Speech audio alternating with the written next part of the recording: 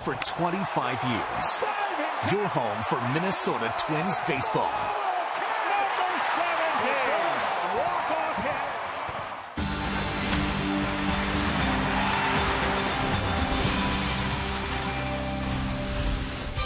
After a day of rest, the Twins return to work tonight, where they will face a White Sox team that's been on the ropes this month. A perfect summer night for baseball at Target Field, and we've got a front row seat reserved just for you right here on Fox Sports North. The Twins offense has been struggling in June. Josh Willingham's return tonight after a cortisone injection could help his production at the plate. The Twins will try to break through tonight against Chicago starter Dylan Axelrod, who recorded his first win of the season here in mid-May. Things have been looking up for the Twins starter this evening, Mike Pelfrey, who has produced quality starts in his last two outings, a trend he'll try to continue tonight. Twins open another series against the White Sox, the Chicago team that's had all sorts of problems, especially on the road, Coom. They have. They've really struggled on the road, Tommy. And, you know, it's one of those things. Teams play good at home. This team was really set up to play at home. You look at some of these stats. White Sox, 5 wins in the last 19 on the road. To me, a big key for the Minnesota Twins is obviously the return of Willingham and a healthy Willingham. That is a huge key for the Twins. Bullpen's been phenomenal for the Minnesota Twins. We've known that the Twins team has leaned on that bullpen most of this year. You look at that ERA, incredible. And speaking of bullpens, well, we know the guy at the end, Jesse Crain. He was pretty dang good for the Minnesota Twins. I don't like seeing him in that black hat, but Jesse Crain, a great guy, and has really been pitching good. 27 scoreless appearances. Great to see Jesse back in town. Twins hope to get the White Sox in the AL Central basement this week. Dittenberg return next with more on the Twins' 6'7" workhorse, Mike Pelfrey, whose stock is on the rise.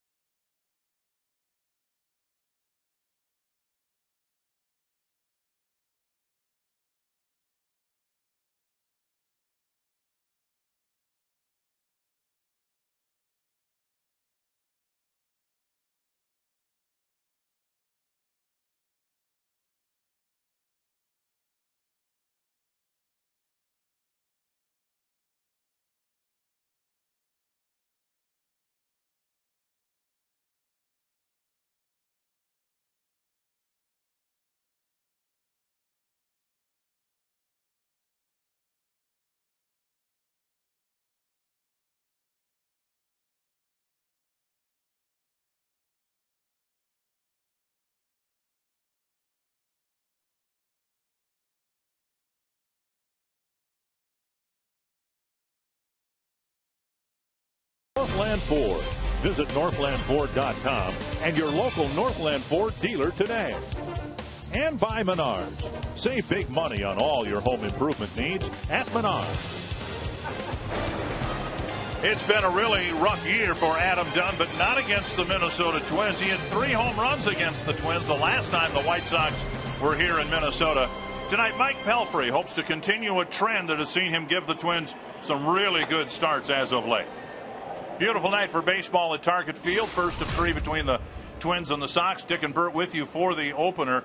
It appears as if, as we were turning the calendar page from May to June, Mike Pelfrey turned a corner. Yeah, Mike Pelfrey just getting stronger and stronger, it seems like every start. A couple starts ago in Kansas City, he went 6 in a third inning, went into the 7th inning, and then for the first time this season, Pelfrey in his last outing here against the Philadelphia Phillies ended up pitching 7 solid innings. Good release, finally getting that ball down in the strike zone, and that arm coming through very nicely. Remember, he had the Tommy John surgery in May of just last year. And so he'll take on a Chicago White Sox team that is really struggling scoring runs and really struggling on the road. Well, that's okay. The Chicago White Sox have always played pretty well here at Target Field, and you like to see these guys come in struggling because they have not been scoring a lot of runs. Their pitching staff's pretty solid, but both these clubs here, they need to score runs to win, and we'll see how this 3-game series starts tonight. Twins are ahead of the White Sox in the standings. They'd like to make a little more distance between 4th and 5th place in this 3-game series.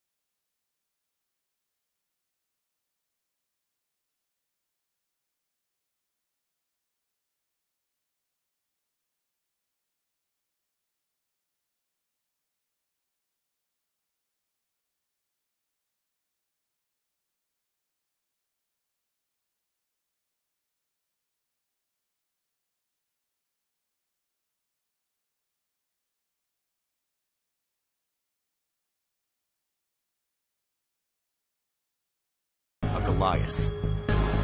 For every Hatfield, a McCoy. Every Torrey Hunter, a Jamie Burke.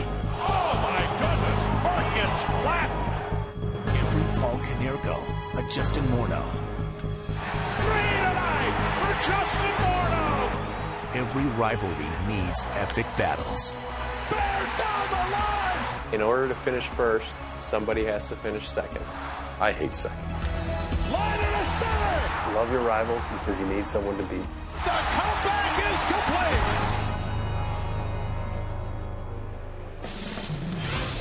Second meeting of the year between the Twins and the White Sox. Mike Pelfrey making his second start against the White Sox. And Robin Ventura bringing his team to Minnesota after a 4-game series in Houston, where the White Sox lost the first 3, did win the final game of the series yesterday. And the Menards batting order for the White Sox. Alejandro De Aza leading things off. Alexei Ramirez batting second. Alex Rios, Adam Dunn, Paul Konerko, Connor Gillespie, Diane Viciedo, Gordon Beckham, and Tyler Flowers. And Mike Pelfrey on the mound, 29-year-old right-hander at 6'7", about 250, making his 14th start, as you mentioned, Dick, his second start against the White Sox this season. His first one, actually, he and Dylan Axelrod hooked up back on May 15th. Pelfrey ended up losing that ball game 9-4. He gave up a couple home runs in 4 innings. Looks to do a better job here today. Not only is Josh Willingham back in the lineup, he's back in left field on the Northland Ford defense chart. Clete Thomas in center, Oswaldo Arcia in right, Trevor Plouffe, Pedro Florimon, Brian Dozier, Joe Mauer, the first baseman, Justin Morneau's the DH, and Ryan Doumit does the catching. That's a great chart, too. You know, I love charts. De Aza, Ramirez, and Rios to get things started. And strike one. White Sox really struggling to score runs. De Aza has done okay as their leadoff batter. You see some power there to deal with. 8 home runs on the season. And off the inside corner, 1-1. Yeah, White Sox hitting only .239 as a ball club. Only the Seattle Mariners have a lower team batting average. Okay. Backhanded by Mauer, and he goes to the bag, 1 away. Ron Gardenhire asked about Mauer being at first base. He says, you know, he's an athlete. He's a good player. He doesn't worry about him at all when he plays over there. Jim Joyce has the plate. Corey Blazer at first. Jeff Nelson, the Twin Cities native, at third. And John Tumpane at second. Beautiful off day yesterday in most of the area, and a gorgeous night for baseball here at Target Field. Alexei Ramirez hitting for the White Sox. And he takes ball 1.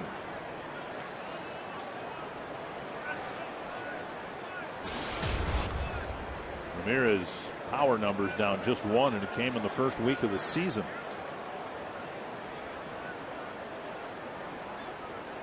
Check swing, 2-0. Pelfrey wanting a new baseball.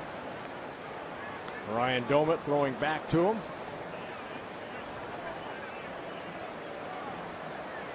Ramirez has been hitting second. Eventually and ideally, Robin Ventura would like to move Gordon Beckham into the number 2 spot. That's kind of his natural spot.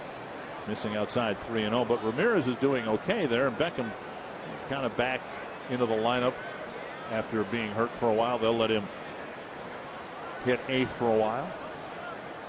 3-0, and down the middle of strike. Pelfrey shows pretty good control. 21 walks in 65 innings pitched, averaging about 3 walks per 9 innings.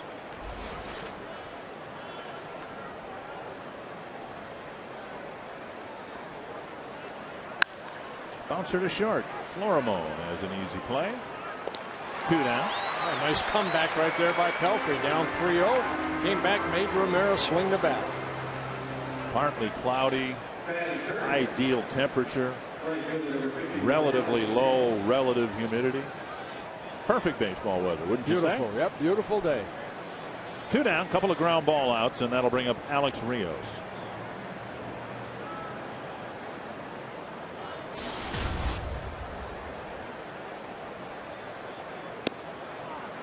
Down low, ball 1. Rios's numbers representative of someone who could hit third in a lineup. The problem really comes after Rios in the lineup. Off-speed pitch tickles the corner, 1-1. Veterans Dunn, Konerko having off years. Not very often over the years we've faced the White Sox, and their biggest issue has been scoring runs. 3 ground balls on 11 pitches in a 1-2-3 first inning.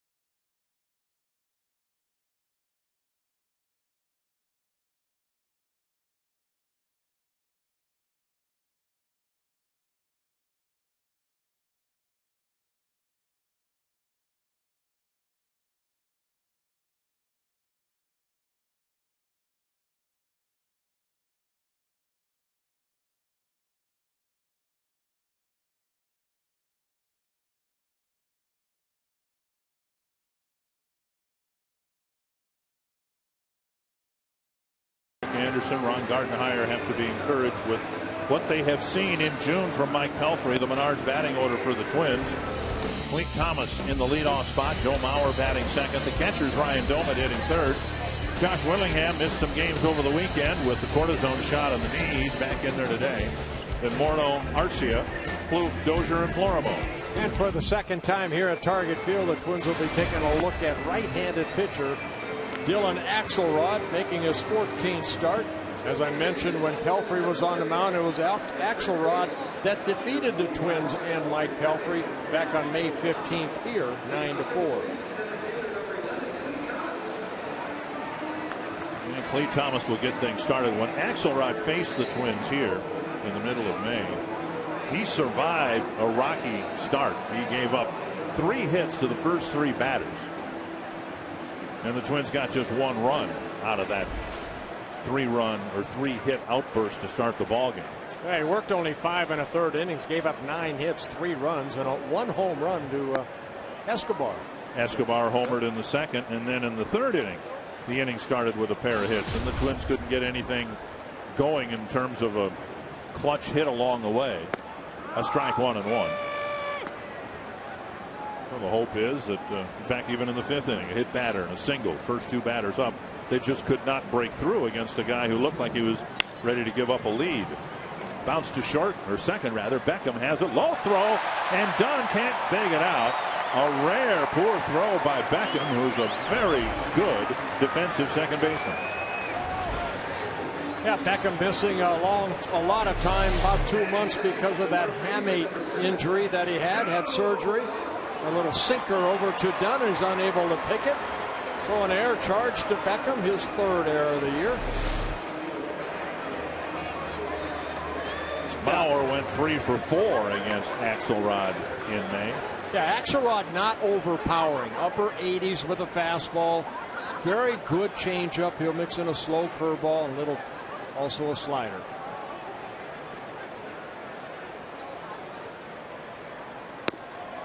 That floats outside.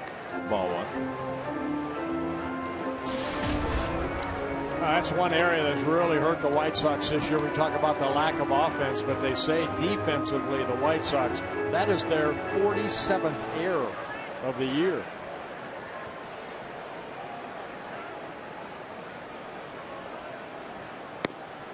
And just talking to some of the White Sox personnel, it's not only the errors that are on paper, it's a lot of the mental mistakes that the White Sox are making defensively. Not hitting the right cutoff man, getting in rundowns with your opponent, not able to get the out. So it's been a frustrating year for Robin Ventura and his players. Driven to left field. Viciedo back. Gone, a home run.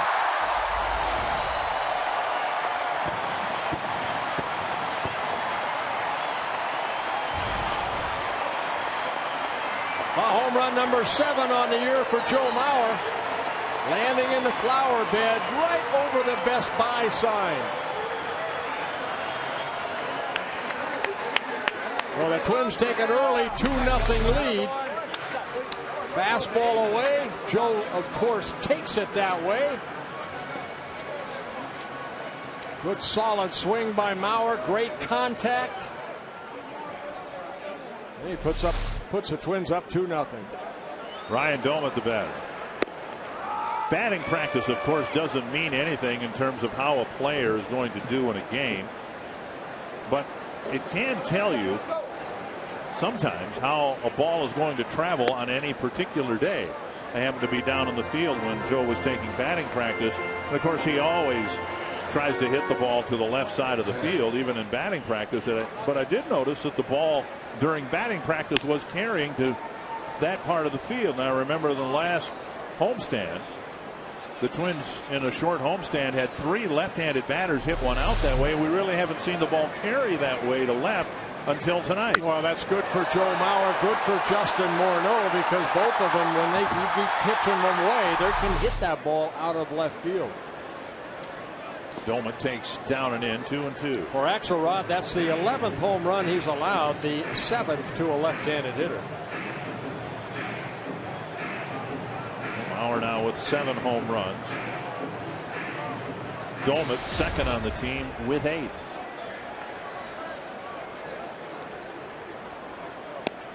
And an off-speed pitch gets a swing and a miss. First out of the inning. Here's a look at the beleaguered White Sox defense. Brought to you by Northland Ford. Diane Viciedo in left, De Aza in center, Rios in right, Gillespie at third base, Ramirez, Beckham up the middle. Dunn and Konerko kind of take turns at first base. Tyler Flowers, a pretty good defensive catcher behind the plate. Asked Robin Ventura about Dunn being at first base, and he said, well, you'll see Konerko there either tomorrow and or Thursday. It's just a matter of the White Sox playing a night game last night in Houston. They got to the hotel about 4 in the morning, and Ventura decided to go with a younger player at first rather than Konerko. 1-0, and Willingham laces it to right center field. It's a base hit, and right away Willingham has to start and stop with that knee situation, and so far no problem. Well, I got the injection in that knee, and right here, good solid swing. Willingham going straight away center. Piazza was playing him to pull a little bit. This is a guy right here, Willingham, the Twins need to start picking it up a little bit. Get that average up, coming in at only .211. Here's the designated hitter, Morneau. And similarly, I'm sure we'll see Morneau at first base at least one of the games, maybe both of them in the balance of this series. And that's a fair ball into the left field corner. How far can Willingham go? He'll go to third. Morneau to second. And the Twins off to a quick start here against Dylan Axelrod. Willingham bent over at the waist, his hands on his hips. And he appears to be okay. Well, it's 8 days between starts for Axelrod. He may be a little rusty. And here comes Don Cooper, the pitching coach. He left a breaking ball, a curveball up, and Justin just took it down that third baseline. Hit it the opposite way and hit it hard to the opposite field. See where that location of that breaking ball, it stayed up, and Justin waited back. Hit it right down that third baseline as Gillespie was playing off the line. For Morneau, his 17th double of the year. Quick trip to the mound by the former Twin. So an opportunity with 2 runs on the board already to get that key hit that they did not get against Axelrod in the middle of May.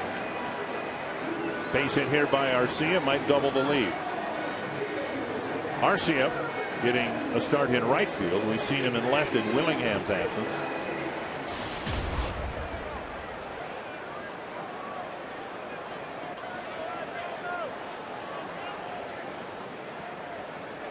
Checked his swing. Ball 1. Axelrod's last start was on June 10th at home against the Blue Jays, and that start was interrupted by fog for 70 minutes. And he gave up 3 home runs in that game. How do you know if it was in the fog? Saw a video of that game, and man, it was tough to see the ball. I don't know how the outfielders could track the home runs or the fly balls. Yeah, Arcia did not play in that ball game on June 15th. Actually, he was not with the Twins at that time, so his first at-bats against Axelrod. Pretty dangerous pitch here, I would think. Arcia at the plate, a 2-0 count. Foul back, 2-1.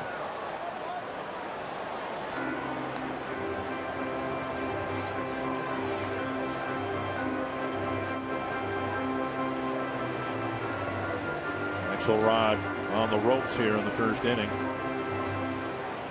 I take it back. Arcia was with the club on the 15th. He went 0 for 4 against Axelrod.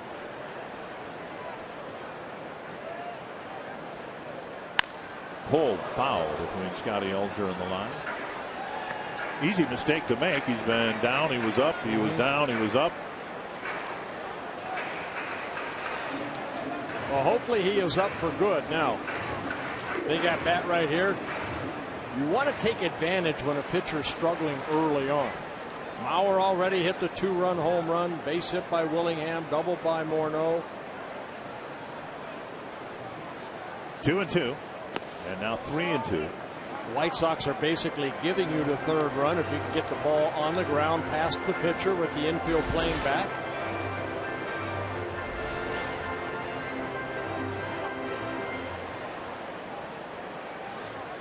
Arcia with 9 walks on the season, 35 strikeouts.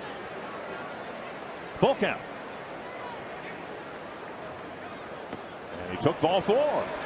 So now they're loaded up for Trevor Plouffe. The Twins have given back so many more runs than they've scored in the first inning, but they like this trend a lot better. Yes, you do. Give up 64 runs to your 31. Yeah, you'll take an inning like this. But again, they scored a run, but really got the minimum out of the maximum against Axelrod in the first inning on May 15th. Yeah, Mike Pelfrey, we just showed you right there, so keep adding on, boys. Here's Plouffe. Strike on the outside corner.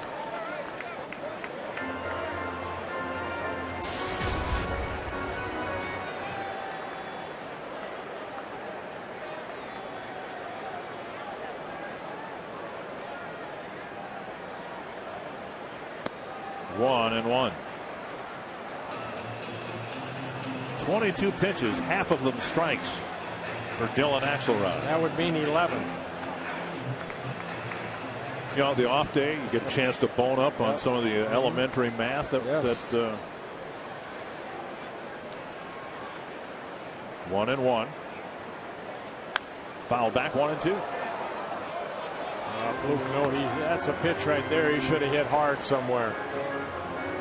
See him shake his head. Bases full of Twins with 2 runs already on the board. 1-2 to Plouffe. Blocked by Flowers.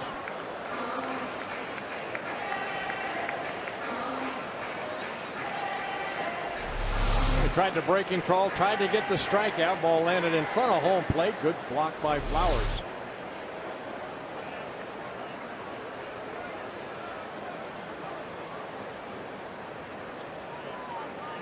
Two and two. Plouffe backs out of the box after getting time from Jim Joyce.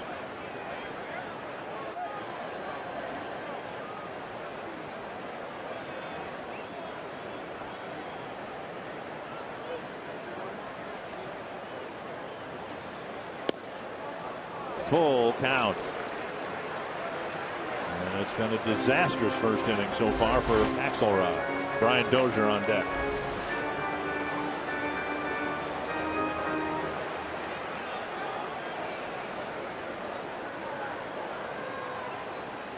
Full count to Trevor Plouffe. Base hit, center field. Willingham scores. Morneau right behind him.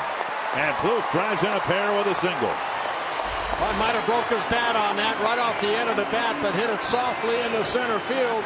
Twins take a 4-0 lead. So Plouffe picking up a couple RBIs, number 21 and 22 on the year. And it's good to see the opponent having some tough time in the first inning. No mulligans allowed in baseball. Axelrod really struggling here in the first. And a first inning call to the bullpen. We saw Don Cooper making the call. Remember last year, Trevor Plouffe, 24 home runs and incredibly only 55 runs batted in. And we've seen Plouffe do much better in the situation he was just in, where with men on base in scoring position, he gets a hit. Not necessarily a home run, but a 2-run single. Well, he laid off a couple breaking balls, made Axelrod come in with a fastball, and then he got the base hit. Axelrod really struggling with that breaking ball. He hung one to Justin that he hit for the double down that left field line, and then the little quicker breaking ball has been missing down and away. Flowers doing a good job of keeping it in front of him.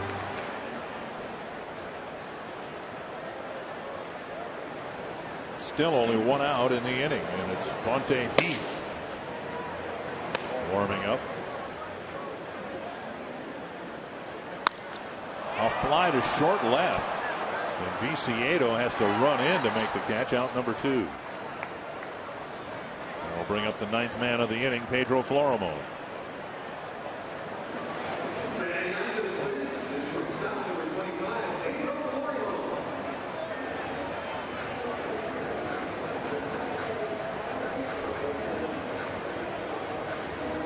Florimon has seen the average drop to 227. Needs a good series here to get it back up near the 250 mark, which seems to be the benchmark the Twins are looking for from Florimon.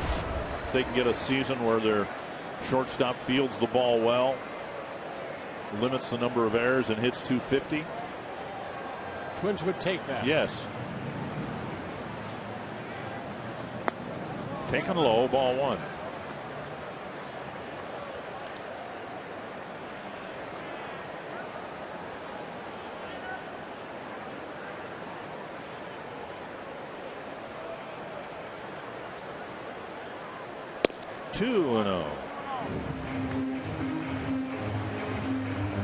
The inning started with a throwing error by Gordon Beckham.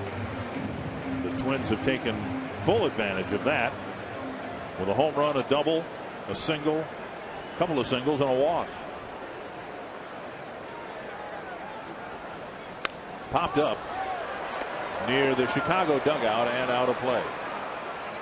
Axelrod, 27 years old. This is his 3rd season with the White Sox. His 1st season in the rotation. You see Axelrod upset at himself. Making just his 24th Major League start, his 32nd appearance.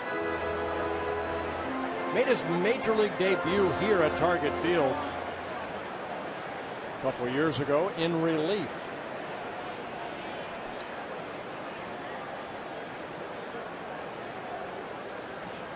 Hook foul. 2-2.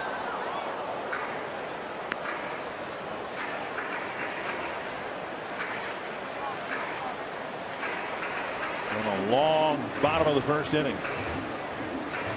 That's okay, as long as the Twins keep hitting. What do they say? Keep the line moving, right? Yep. 2-2. That is a foul ball, just missed going over the bag. Corey Blazer, the first base umpire, looking right over that bag. Does it go over the bag even though it's hits in foul territory? That's foul ball. Not by much. Another 2-2 coming to Florimon.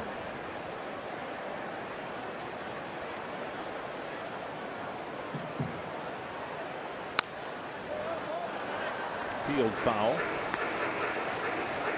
It's amazing how innings are built sometimes. You know, Beckham making that error, you said, you know, he's so sure-handed at second base, and then Mauer's home run and just kind of set the tone.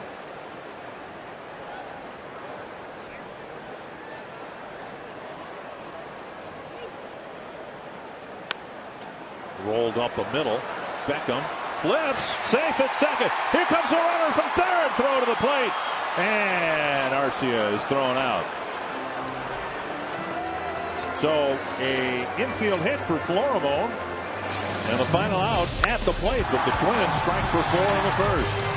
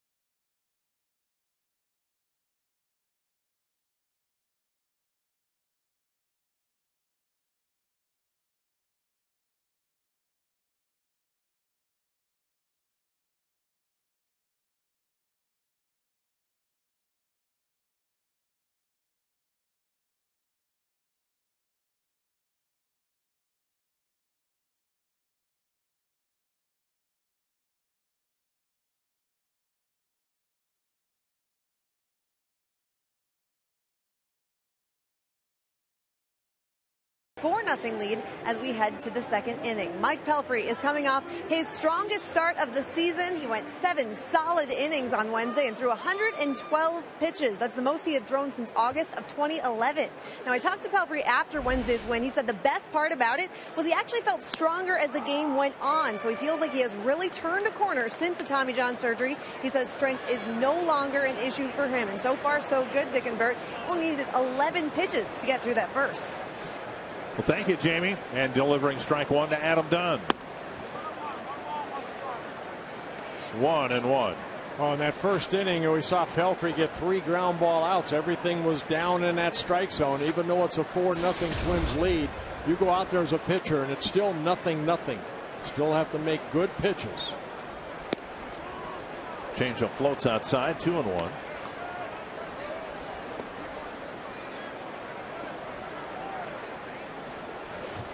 So the defense, as you see Dozier in short right field.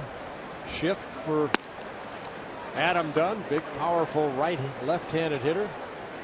Twins in the first series Chicago played here needed to shift somebody about 430 feet from home plate. Dunn had a great series with 3 home runs here. One of them against Pelfrey. And here's a drive down the left field line, twisting foul. In fact, this year, Dunn has 5 hits against the Twins, and 4 of them have been home runs.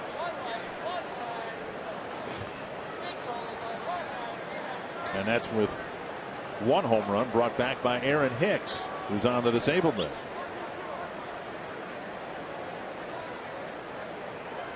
Three and 2 to Dunn. Pop a mile in the air. Plouffe circles under it. A long wait in the catch, 1 away. Manager Ron Gardenhire is encouraged with what he's seen from Mike Pelfrey as of late. I don't think he has much fear now of his arm. I think he's able to reach out and let it fly without any thought of it. Now it's about the mechanics, and he's just getting better and better with his secondary pitches. And last time out, it showed. Yeah, I mean, well put by manager Ron Gardenhire. What I've seen too, a better tempo. Remember at the beginning of the year in April, seemed like he took a lot of time between pitches. Defense was kind of throwing their gloves up behind him, but a better tempo now from Mike Pelfrey. Paul Konerko, the designated hitter, tapping the first pitch foul. And that can't be easy to do when you're used to taking a lot of time between pitches.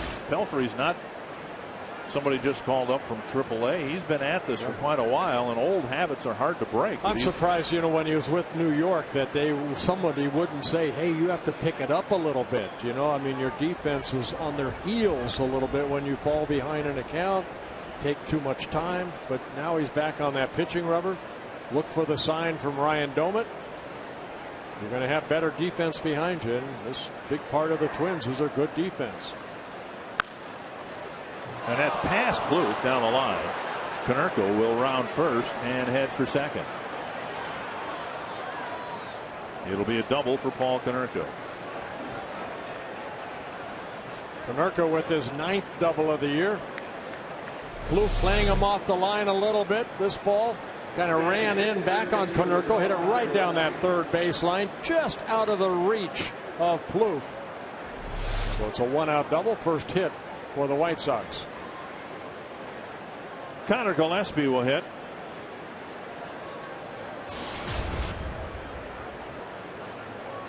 Gillespie getting some playing time, being traded over from the San Francisco Giant organization over the winter.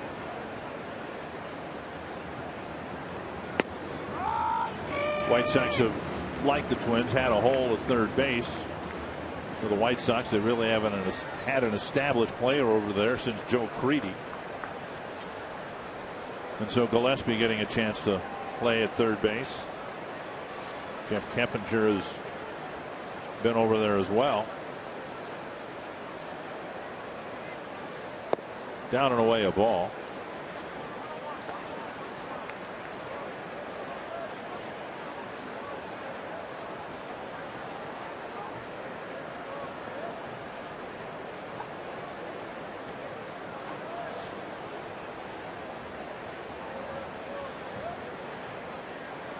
One and one. missing inside. Well, two former #1 picks facing each other here. Pelfrey, #1 pick by the Mets in 2005. Gillespie, #1 pick by the Giants in 2008. Both of them out of Wichita State University.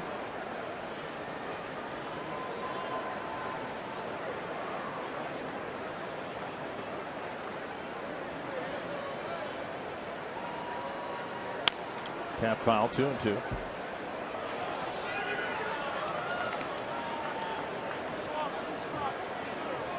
Pelfrey facing Gillespie in his rookie season, and Gillespie's numbers about the same as Oswaldo Arcia, but Arcia has about 2/3 the number of at-bats as Gillespie has.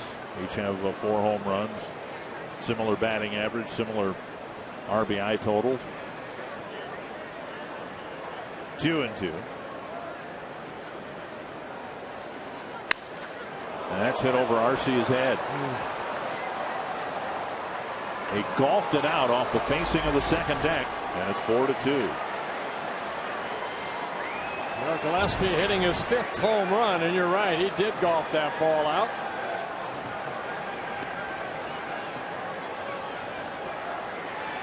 So the White Sox answer with a double and a home run early in the second inning.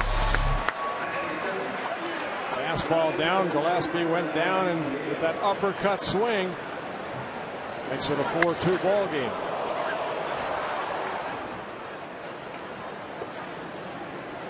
It's an oddity for Pelfrey. It's just the 7th home run allowed, and the White Sox have hit 3 of them. Here's Viciedo. He's got one of them against Mike Pelfrey. Adam Dunn with one earlier this year. 1 strike to Viciedo. Up and in, 1-1. Haven't really seen Pelfrey throw a lot of fastballs in that first inning. Everything was down, down, down, creating that ground ball out. Now changing speeds a lot, falling behind. Bauer will chase it. No play. There's a good fastball, middle in. Now you throw a fastball down there, it looked like it was below the knees, and a guy golfs it out. You tip your cap and move on, don't you? Yeah, that's the hardest thing you have to do, I think, is to tip your cap. It wasn't a bad pitch. You know, you want that type of pitch hit on the ground somewhere. 1-2.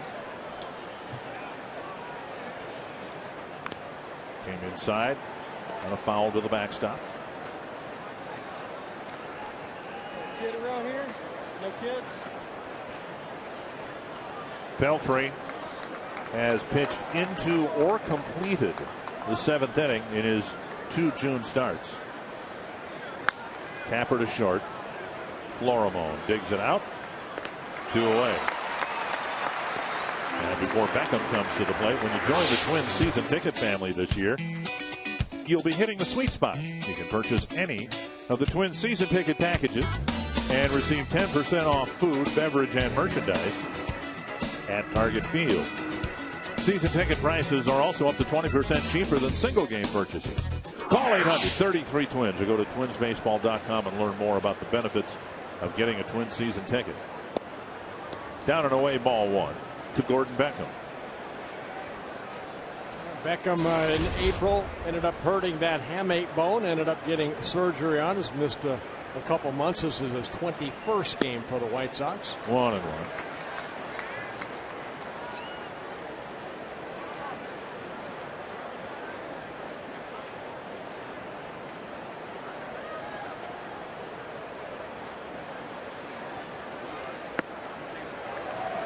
A 1-2.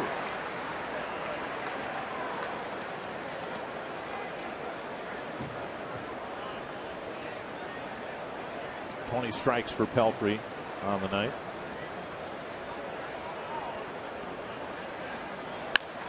Fly ball to right. Arcia coming in a couple of steps to close out the top of the second. The White Sox get a home run and cut the Twins lead in half.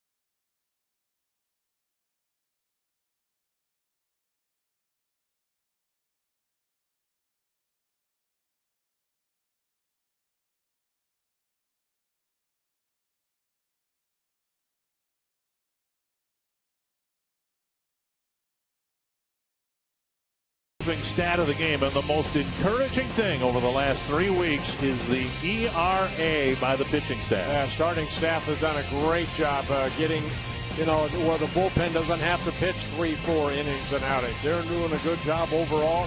Twins are 11-8 over the last 19 ball games. You look at the biggest improvement the Kansas City Royals made from last year to this year. They're starting pitching. They had a pretty good bullpen, but Kansas City is trying to stay in the hunt in the Central because of their improved pitching. And so we've seen mid-season now the Twins pitching improve. We'll see how long it lasts and where it leads the team. Here's Clete Thomas. 1-1. When you have that, when you have better pitching, particularly starting pitching, at least you have a chance. Tap to first. Dunn to the bag. 1 away. Twins fans, Bert, know all too well about the last 2 years. The Twins in a lot of games simply didn't have that chance to win a ball game. Oh, you want your starter to go, deep into the ball game. In today's game, go into the 6th, 7th inning on a consistent basis, and see all 5 starters sitting right there, cheering on 4 of them. Mike Pelfrey here today. 1 down. Mauer with a 2-run home run to left. By the way, Vance Worley, who was the opening day starter, pitched a 7-inning complete game in a AAA doubleheader yesterday. Gave up 9 hits. But 1 run. I think 8 of 9 hits were singles, and had a much better game. And if he can have another 1 or 2 strung together like that, we might see Worley back into the rotation. 1 strike to Mauer. That's a fair ball. Might have hit the foul line, and Mauer will round first. Dig for second. Rios' throw, and Mauer with a head-first slide has his second extra base hit. Well, it almost looked like Adam Dunn kind of short-armed that ball. Kind of looked like he was going to go out and get that ball, and he kind of pulled his glove back. I may have not seen it from my angle here, but Mauer getting that breaking ball, and Dunn reaching out, and you see he kind of dropped his glove. Don't know if he would have been able to catch it anyway, but the ball looked like it hit right on the line. And Mauer 2 for 2, a 2-run home run, and now a double. Corey Blazer right on with the call. Yeah, I haven't seen anybody pull his arm back like that since the last time we had dinner and the check came. And that was your arm. 1-0 to Doumit. Doumit struck out in an otherwise dreadful first inning for Dylan Axelrod. In the dirt, blocked again by Flowers. The 3rd or 4th time he's smothered a pitch in the dirt. Doesn't try to catch it at all. He just angles his torso so the ball hits his chest and drops in the dirt. Yeah, we've seen some of them that Axelrod has thrown already that have landed in front of home plate. That one, that's the breaking ball just on the other side. 2-0 to Doumit. 3-0 with Willingham on deck.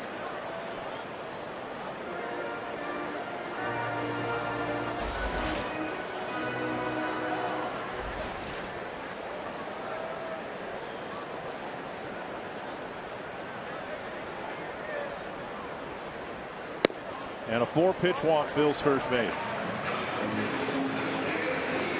Willingham to bag. You can be a part of the broadcast. Vote for our Arby's Value Player of the Game. Text value, space, and the player's last name to 234-234. Let us know who you think had the most value in today's game, and we'll tell you the winner in the postgame show.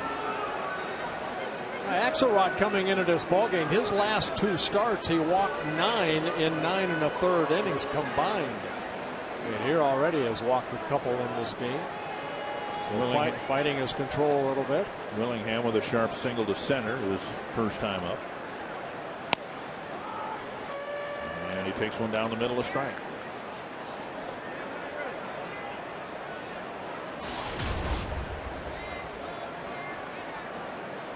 Willingham has had a left knee issue off and on in his career, so the Twins are hoping that the 0-1 pitch. Twins are hoping that the cortisone shot will clear things up. Now, actually I have had a cortisone shot, but we don't need to go into that. Athletically, what are they? What do they do? And what's the intent? A cortisone shot basically stops the inflammation. It helps heal a little bit quicker. A lot of times when you get, soreness in your knee, a cortisone shot will cut down a little bit of the inflammation that you have in there. Take away some of the pain. And if they hit it in the right spot, I had a lot of them in my right shoulder. If they hit the right spot, you're okay. And the result, although you can't play right away, the result's immediate. Yeah, it usually takes 24 hours to 48 hours for it to, keep the swelling down a little bit if they hit the right spot again. 2-1 to Willingham. Big swing and a miss, 2-2.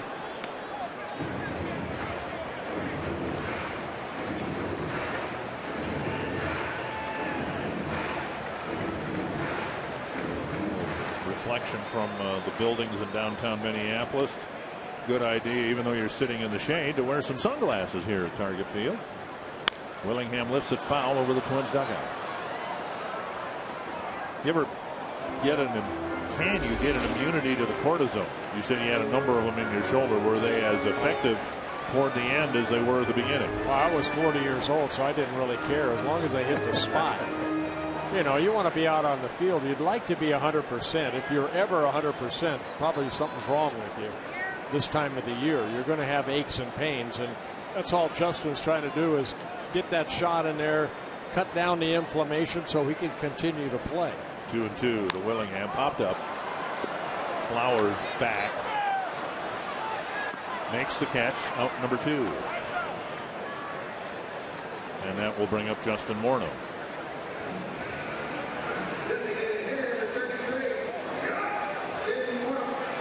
Morneau cracked a double down the left field line.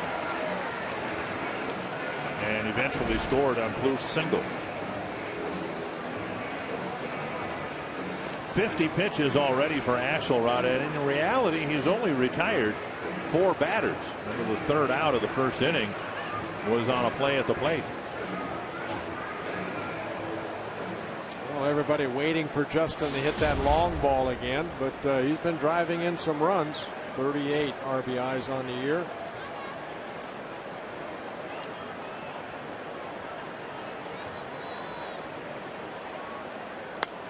Foul back. And since April 28th, we'll go back to May 1st. Justin's last home run on the 28th of April, but he has been driving in runs, the most without hitting a home run since May 1st.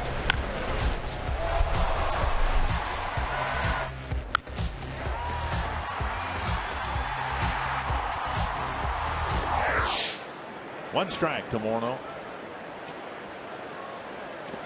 Checked his swing, but he went. 2 strikes. Justin rarely gets strikes on the inner half of the plate. And those seem to be the pitches he's waiting for to hit that elusive home run. And it might be that it'll take a few more opposite field doubles and singles for him to get more pitches to pull and drive. In the dirt, but again, not a strike. Again, a ball landing in front of the plate. Axelrod really fighting that breaking ball. You saw the big bounce high off the chest protector of Flowers.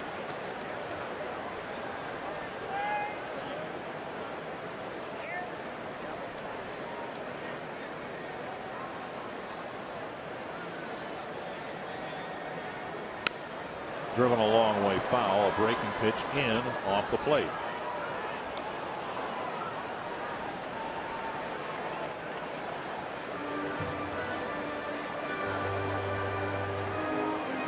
Twins have won 3 of the 5 games. The first series of the year between these two teams shortened to a 2-game series because of, I forget whether it was cold, snow, sleet, locusts, whatever it was, in April in Chicago. Yeah, the first game that these guys were going to face each other back in April in Chicago. I think it was just like freezing rain or something, wasn't it? Yeah, all of baseball had some really bad weather in April. Pelfrey hoping that Morneau can tack on a couple of runs to his lead. 1-2. Pulled to the right side. Nice stop by Dunn. And he fires to Axelrod covering. Adam Dunn makes a fine play to take a hit away from Morneau. And the Twins leave 2 aboard in the second.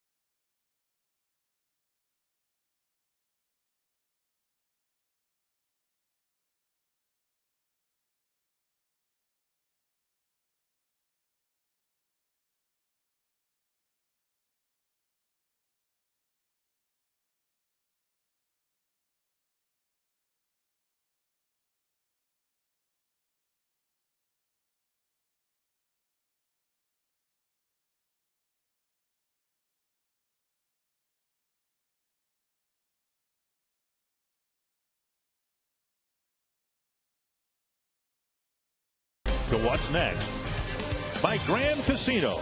The best stories start here.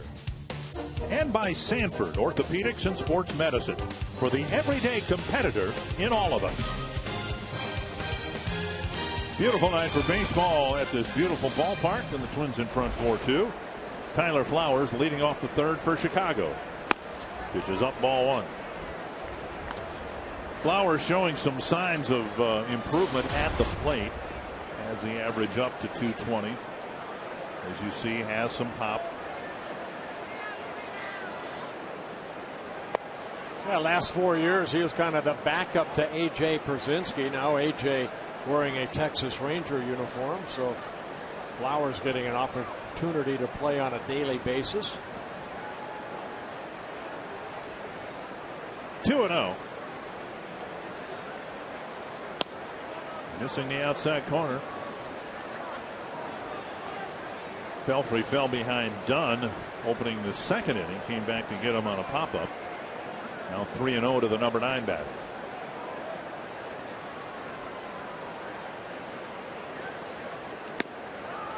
There's a strike on the outside corner.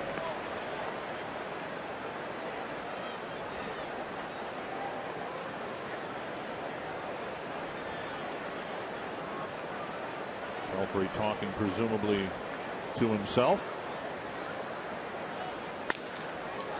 Mauer spears one on the glove side. It's a great basketball player. He's shown some hockey goalie reflexes over there. That was a nice play by Joe Mauer right there. Join the Fox Sports North girls at Lord Fletcher's on Lake Minnetonka. A Fox Sports North viewing party Tuesday, June 25th, beginning at 5:30. The Twins are taking on the Marlins. You can win prizes. You can be on TV. You can meet Jenny, Kaylin, and Angie. Visit foxsportsnorth.com and click on the upcoming events banner for details. 1 down in the third. And now De Aza.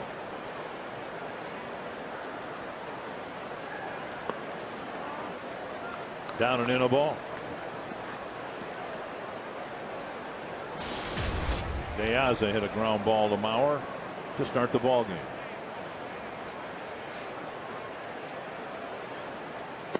Now speed pitch over for a strike. Twins with a 1.5 lead over Chicago. White Sox are in last place. Twins in 4th. Twins are 2.5 games behind Cleveland and 3 games behind Kansas City. 2-1. Everybody chasing Detroit.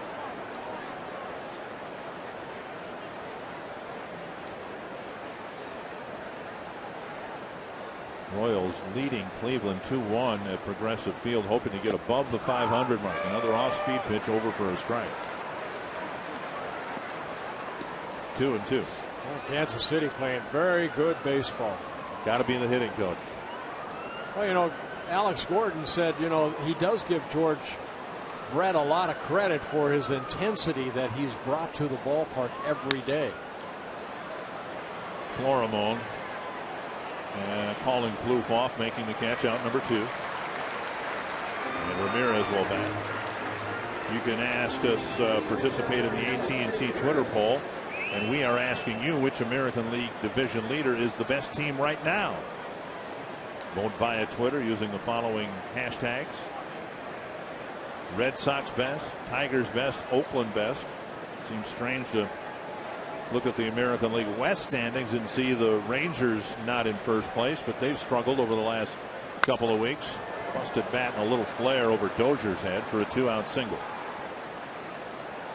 And that will bring up Alex Rios. Third hit for the White Sox.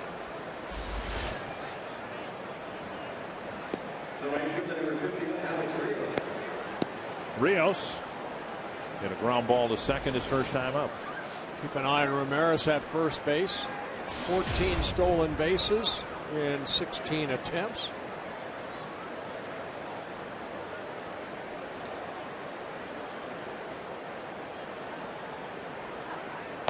Down and away, ball 1.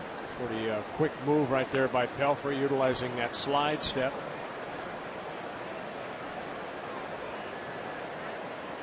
Teams are 6 for 6 against Pelfrey in the stolen base department.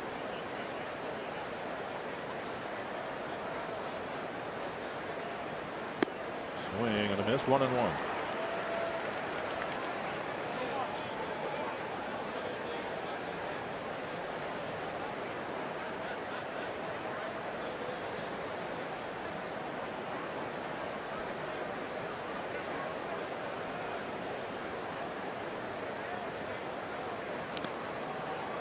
Check of the runner. Yeah, White Sox don't do a lot of running, really. Ramirez and the guy up at the plate right now, Rios, are the only two that have really stolen a lot of bases. Ramirez with 14, Rios with 11. Beckham can steal some bases if you give him a chance on the outside corner.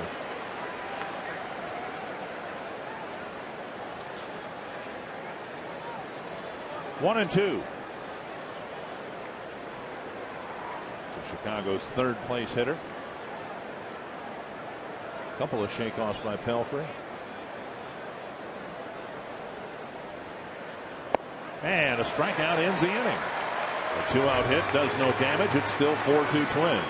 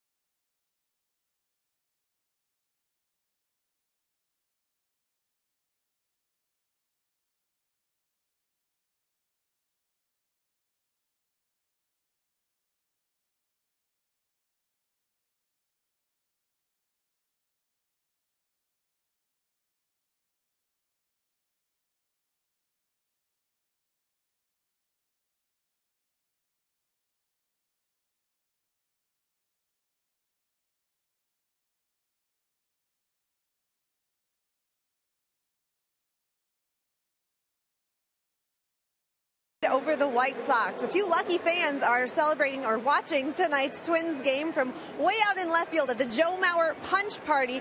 They've got these all-star ballots, and they're spending all game long punching furiously because whoever punches the most fan ballots to vote for Joe Mauer will win a Joe Mauer autographed baseball. They also have a Joe Mauer autographed bat. So a few different cool prizes for him. He's already leading the fan voting for catcher in the All-Star game. But the Twins doing everything they can to give Joe Mauer some love, and Joe Mauer giving these fans all the more reason to vote for him tonight.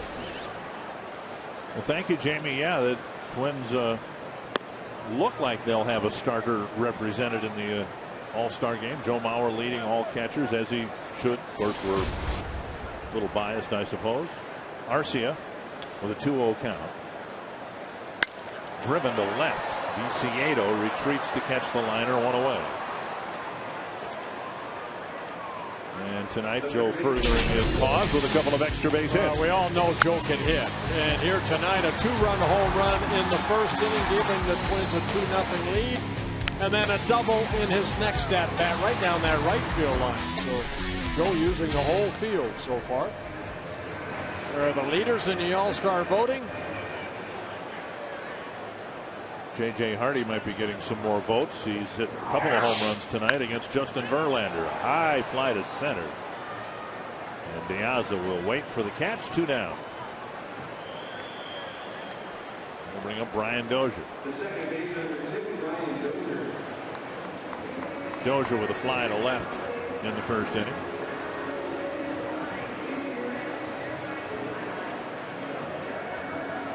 Be interested to see, you saw the balloting there. Cano at second base.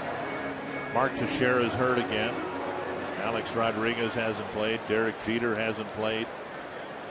Kevin Youkilis today, it was announced, is going to have back surgery. His season almost certainly will be over with.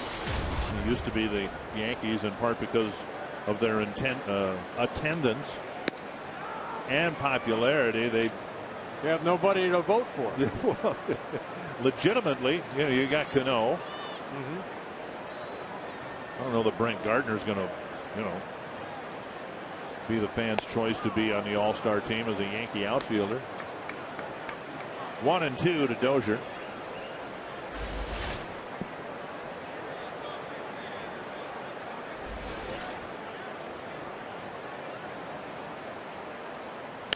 Popped up near the Twins dugout, out of play.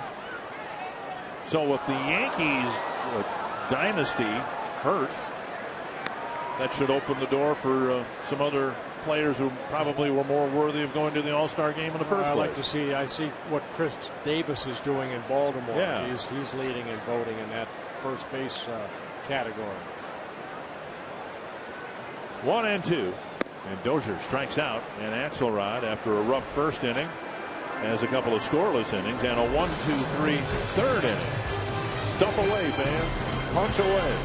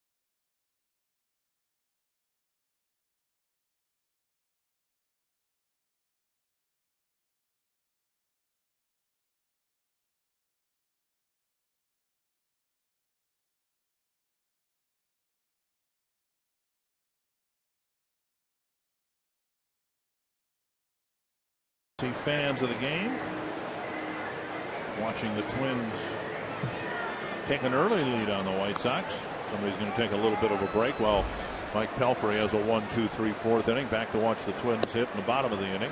Down low, ball 1. Dunn batting cleanup for the White Sox with 18 home runs and 40 runs batted in. 2-0.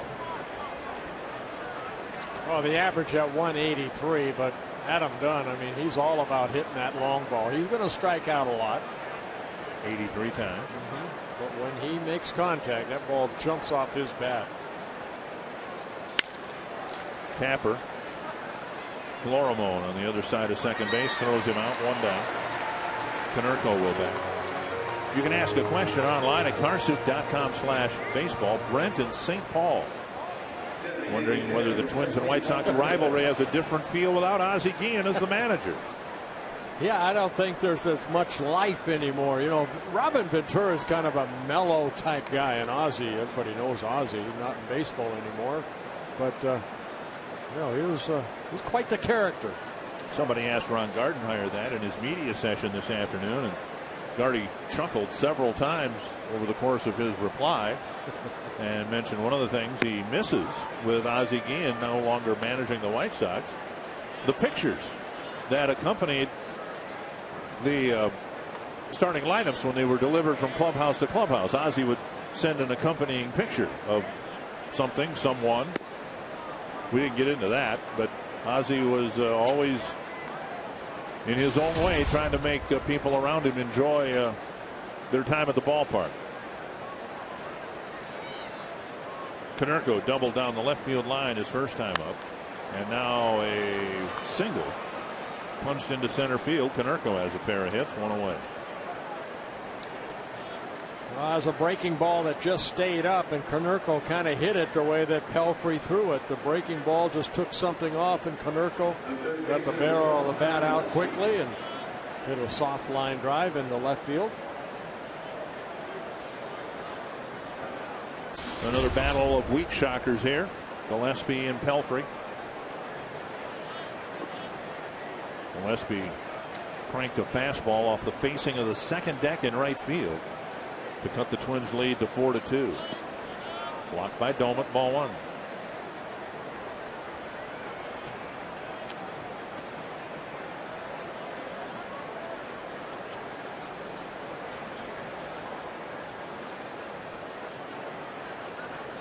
Gillespie counting the game in mid-May, now 2 for 3 against his fellow Wichita State alum. 2-0.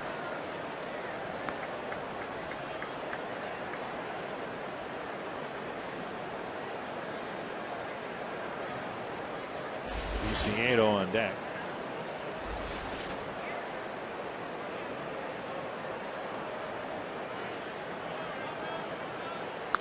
Fouled back. You know, we talked about Gillespie's rookie numbers and how they're similar with similar to Oswaldo Arcia's. And then you've got Aaron Hicks, who obviously is on the disabled list. He got off to a terrible start, but you look at the rookie numbers put up in the American League, and someone's going to win the Rookie of the Year award, and no one at this point, either a position player or a pitcher, is a front runner. Bouncer to second. Dozier goes to second. Florimone back to first. Double play. A slow chopper, and the Twins are still able to turn 2. And Pelfrey faces just 3 men in the 4th inning.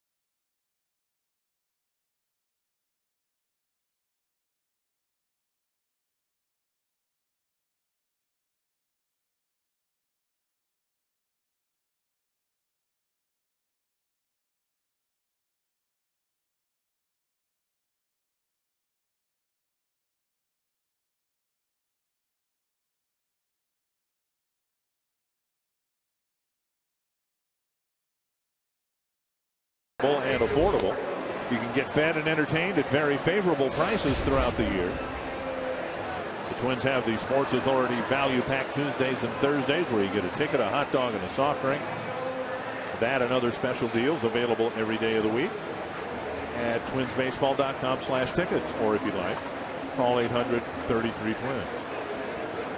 Pedro Florimon was the 9th man to bat in the first inning, got an infield hit. And then Arcia was thrown out at the plate trying to score from second base. Ball 1. It'll be Florimon, Thomas, and Mauer in the Twins' 4th inning.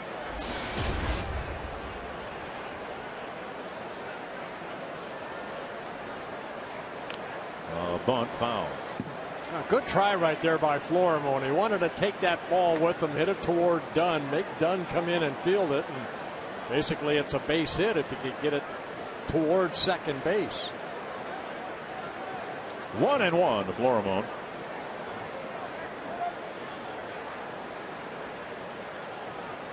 Swing and a miss. 1-2.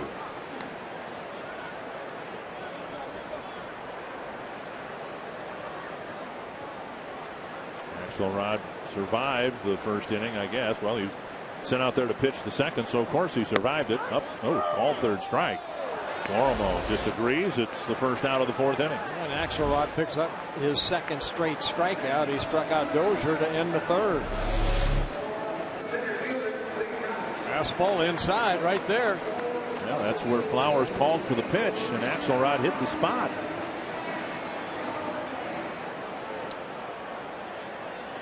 One down. Here's Thomas. 2 ground balls to the right side. Gordon Auger to throw over to first in the first inning. That helped the Twins to their 4-run inning. And then Dunn got the ground ball, went to the bag for an out in the second. 1-1.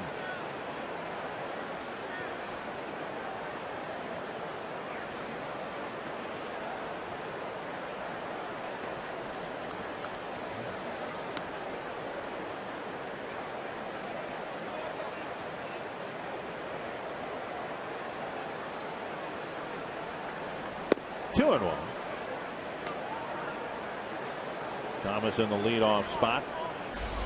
I asked Ron Gardenhire about Aaron Hicks, and he didn't really have an update on Hicks other than he will probably, here's a drive to center and hit pretty well. Retreating is De Aza, short of the track, makes the catch, out number 2. Hicks will probably need a rehab assignment whenever he is able to start playing again.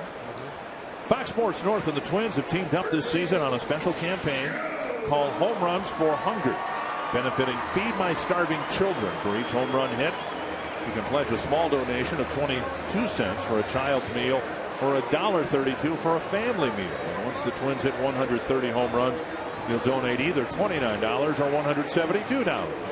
And as of today, 136 fans have contributed enough to feed 286 children for a full year. Thank you for your support. And for more information, go to visit fmsc.org/H48. Very nice. Mauer with the home run, his 7th of the year, helping that cause and others. 1 strike to Mauer, and now a ball. The 2-run home run in the first, then a double in the second for Joe Mauer.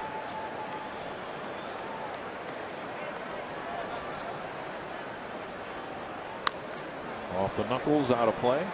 1-2. I suppose Axelrod's rough first inning could be explained by the disruption of, having so much time between starts. He's been a much better pitcher since that awful first inning. Well, they pushed him back. There was that game that was postponed, and they want to make sure that Chris Sale is on his regular rotation.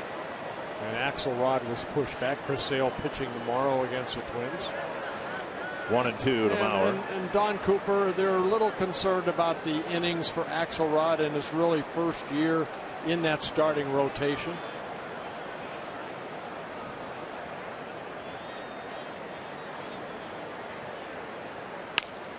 Bouncer right side for just the second time this year. Mauer is retired by Axelrod. He has retired 8 men in a row.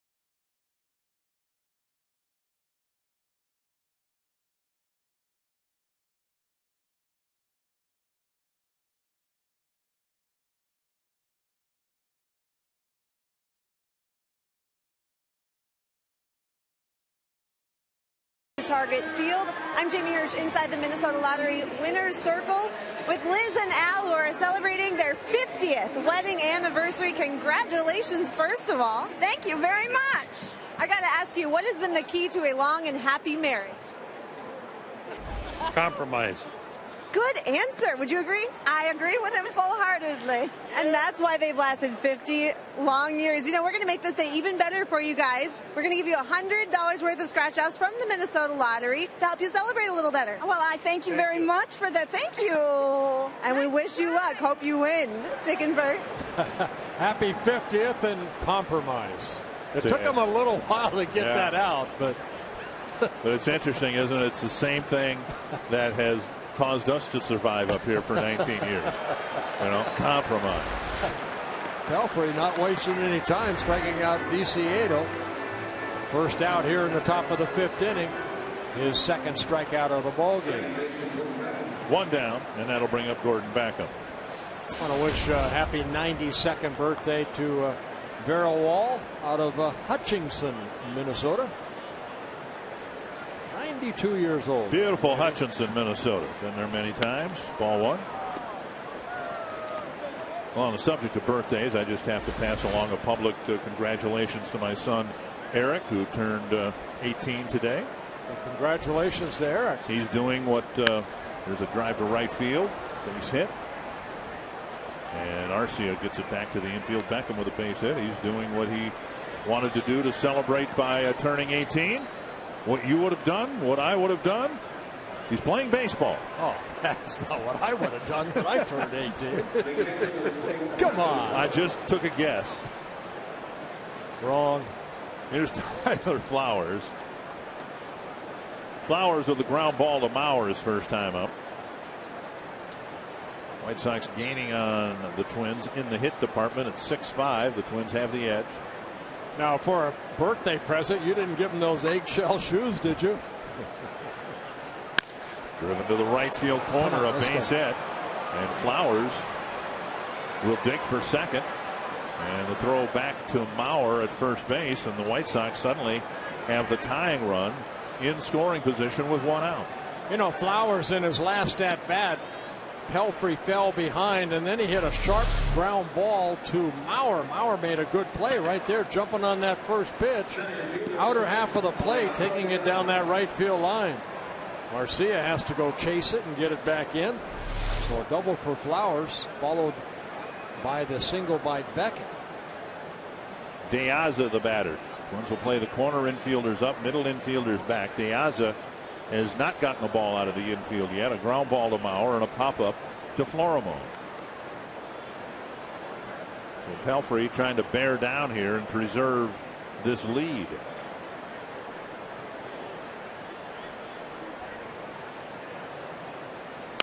Crack foul, 1 strike.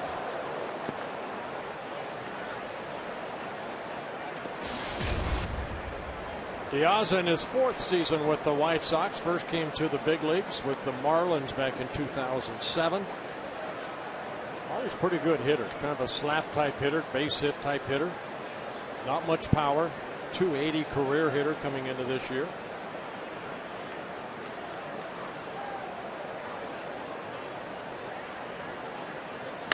Bouncer to short. And Florimon flips to Plouffe. And this rundown is going to take too long. Yep. And Flowers is retired for out number 2. But the rundown allowed De Aza to go to second base, and now the White Sox have a faster runner there. Well, this is a problem that the White Sox have had, is in rundowns like this. And what Plouffe did, he got rid of that ball too quick to Florimon. Watch this play right here, a little flip. Now run them all the way back. Keep going, keep going.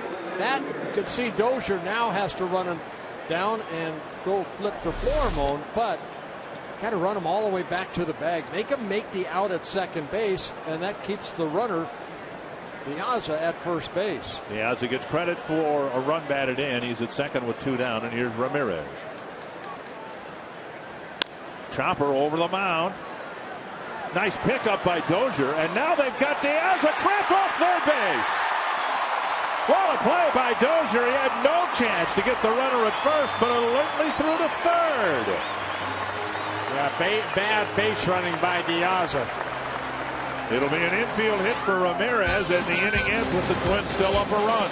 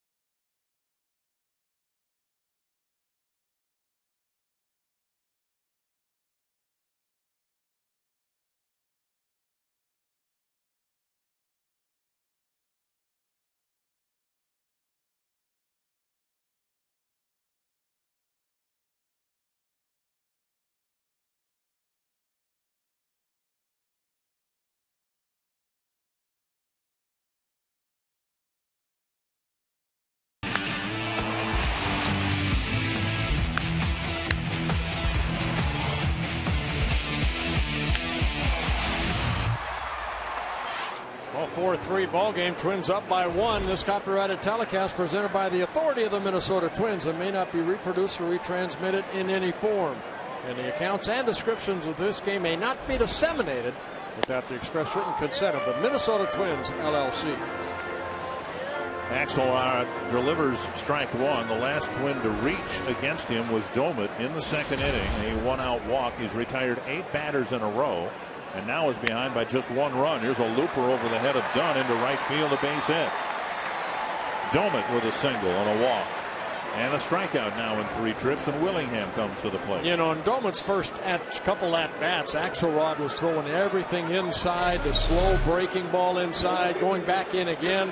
This time Domit able to open up, and even though he looked like he got jammed a little bit right there, he fought it off and hit it into right field. Twins with their 7th hit. Willingham with a single and a run scored and a foul out.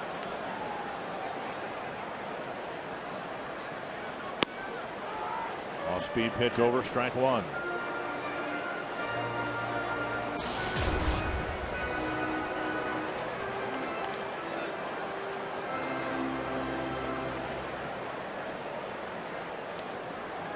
Axelrod giving up 5 hits in the first inning alone. Check swing, 1-1.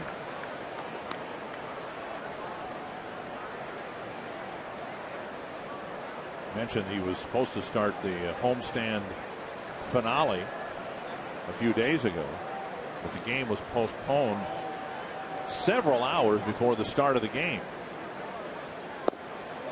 It wasn't that it was going to rain, but severe storms and wind expected in the south side of Chicago. And Robin Ventura told me today it barely rained a drop, but there was no way they could have played. It was a serious electrical storm that came through the south side of Chicago. Half swing, and he went. It's 2-2. So it was a smart decision to not play the game, but it may have formed a little rust on Axelrod. Well, again, they kind of want to watch his pitch count, too. Last year, in that kind of a spot starter rotation in the minor leagues, 16 minor league starts, but in that spot starter rotation, he worked only 51 innings in 14 games, and 7 of those were starts. Came into this ballgame with 74 innings pitched in his first 13 starts. 2-2 to Willingham, and no ball 3. Axelrod, kind of a guy that didn't give up. He was signed by the San Diego Padres, and then a couple years later released by the Padres. Went and played independent baseball in the Frontier League, and then signed with the Chicago White Sox. Call, 3rd strike. 1 down. Axelrod picks up his 3rd strikeout. Set your compass due north Thursday nights on Fox Sports North. Join host Bill Shirk and Laura Schara as they take a look at the stories and adventures of outdoor enthusiasts in the upper Midwest. Due North Outdoors, Thursdays at 6, only on Fox Sports North. Nice to be reminded last night that there are walleyes in the lakes of Minnesota, and you can catch them without drilling a hole in the ice. And you did catch some. I caught a few walleyes last night, yeah. With the night crawlers? No. Didn't use live bait. We used. Did you dump Eric in the lake and make him catch him? No.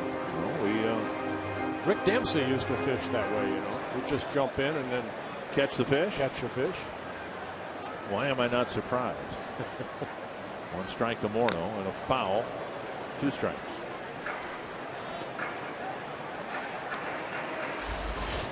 Morneau with a double and a run scored in the first, and a ground ball to first. Twins had a 4-0 lead, but now they've seen the White Sox creep back to within 1.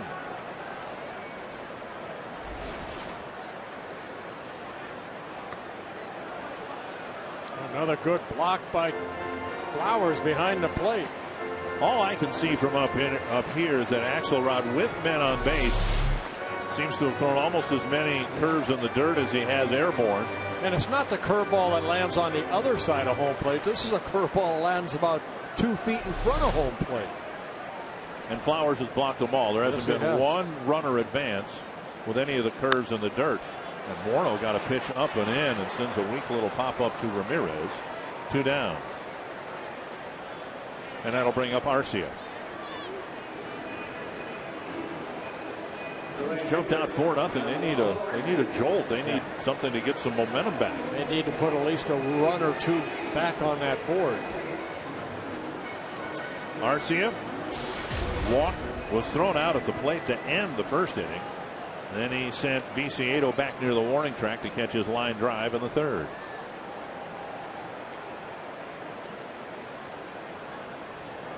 Slow breaking ball. Strike 1.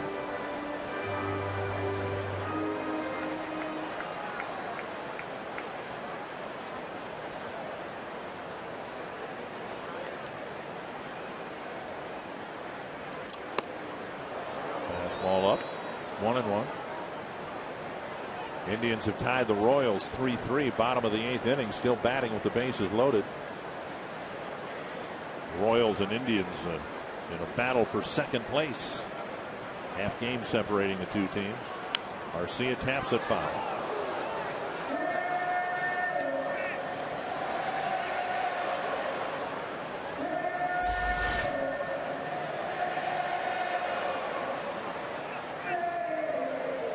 Arcia hopes that he has seen the last of Rochester, New York, and I don't know what's going to happen or how things are going to play out. I just get the sense that he has.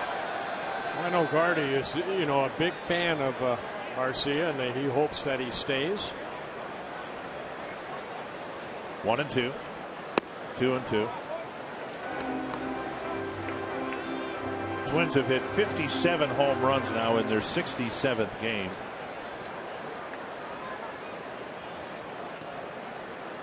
Arcia's hit 4 of them.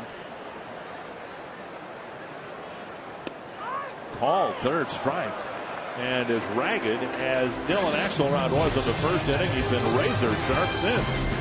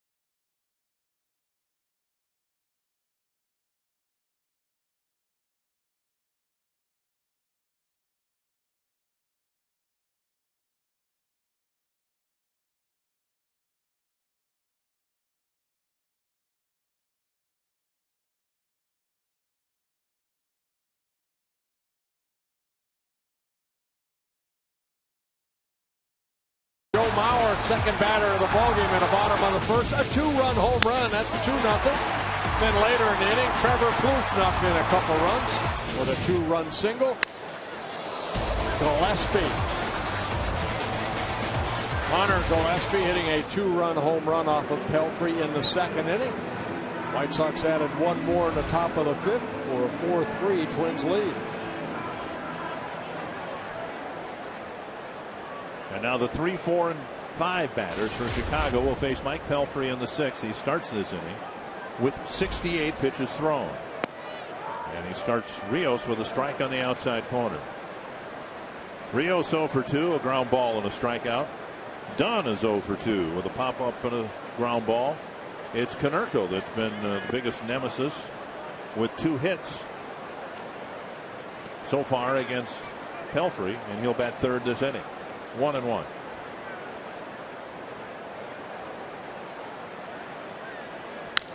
Tapper to short. Florimone fires to Mauer, 1 away. That'll bring up Adam Dunn. And Adam Dunn with 18 home runs with a sub 200 batting average. Well, you look at all those guys right there. McGuire, of course, he went through that steroid stuff, but the batting average low. Rob Deere, he could strike out a lot, but when he made contact, he hit a lot of balls out. And same for Pena. To right center field, Thomas chasing it, makes the catch out, number 2.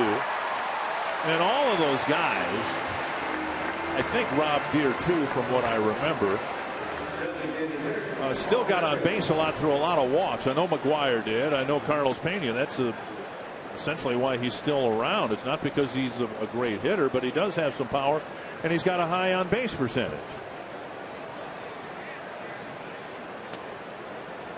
Konerko, thing I remember about Rob Deere, twice in one game, he hit a pop-up that hit the roof at the Metrodome. He's strong. He could strike out a lot, but when, he's a lot like Dunn. When he made contact, that ball jumped off his bat. Either out or, in this case, straight up. Right. Still jumped. 2 down. Here's Konerko. A double to left and a soft single to center. And another one hit to center. Thomas will play it on a hop. And a 3-hit night for Paul Konerko. And that will get Gillespie to the plate. 8th hit for the White Sox, 3rd for Konerko. And it comes with 2 outs here in the 6th inning. White Sox jumping a lot of first pitches from Pelfrey. 73 pitches. Gillespie with a 2-run home run, and then Pelfrey got him to bounce into an inning-ending double play in the 4th. Indians came back to beat the Royals 4-3. Foul back, a strike. So the Indians jump past the Royals into second place in the division.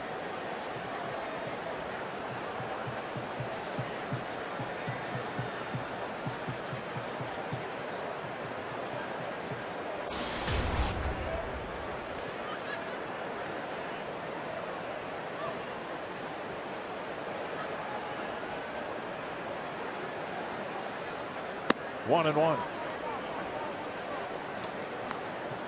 Pelfrey making his 14th start of the year. His last 7 starts. He has not won since May 5th when the Twins were in Cleveland. He won that ball game 4-2. He's 0-3 over his last 7 starts.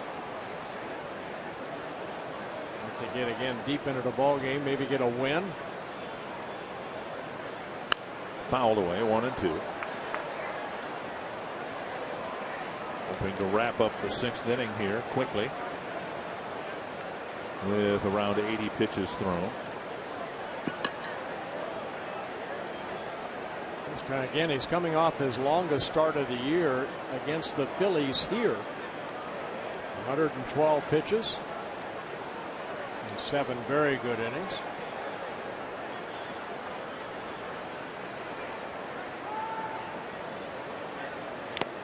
Foul tip. Dobat hangs on. And Gillespie strikes out to end the 6th.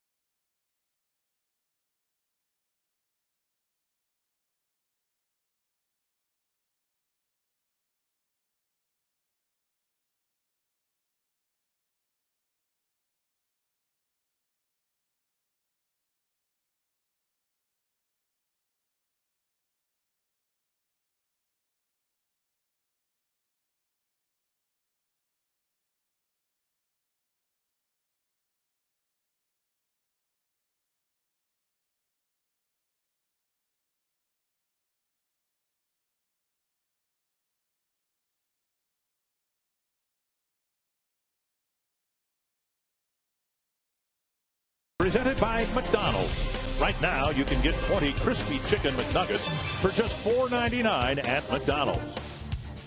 And by Toyota. Let's go places. To find the nearest Toyota dealer and check out our current offers, visit buyatoyota.com. Mike Pelfrey and the Twins up 4-3 now on FoxSportsNorth.com. The 5 biggest surprises for the Twins this season. Catching up with second-round pick Ryan Eads in Omaha.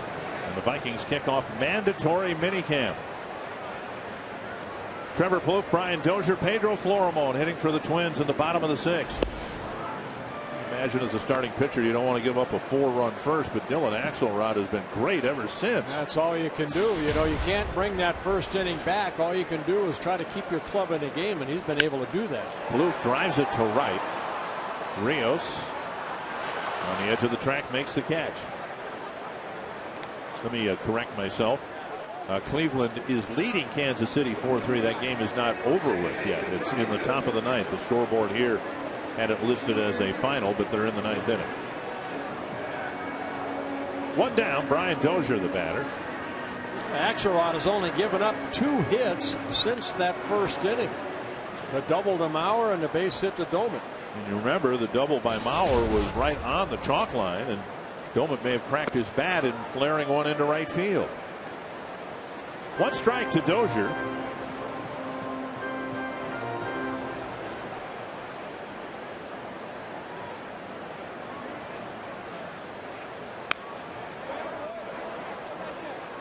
Tragic news today involving the Twins organization.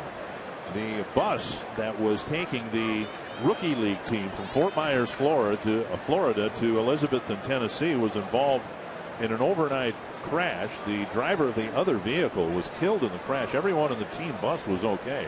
Happened about 4 in the morning. Joe Vavra's son Tanner, who was just drafted a couple of weeks ago and was down in Fort Myers and on the bus heading to Tennessee to play his Rookie League season. They're just getting started with that. Was on the bus. He's fine. Everybody on the bus is fine.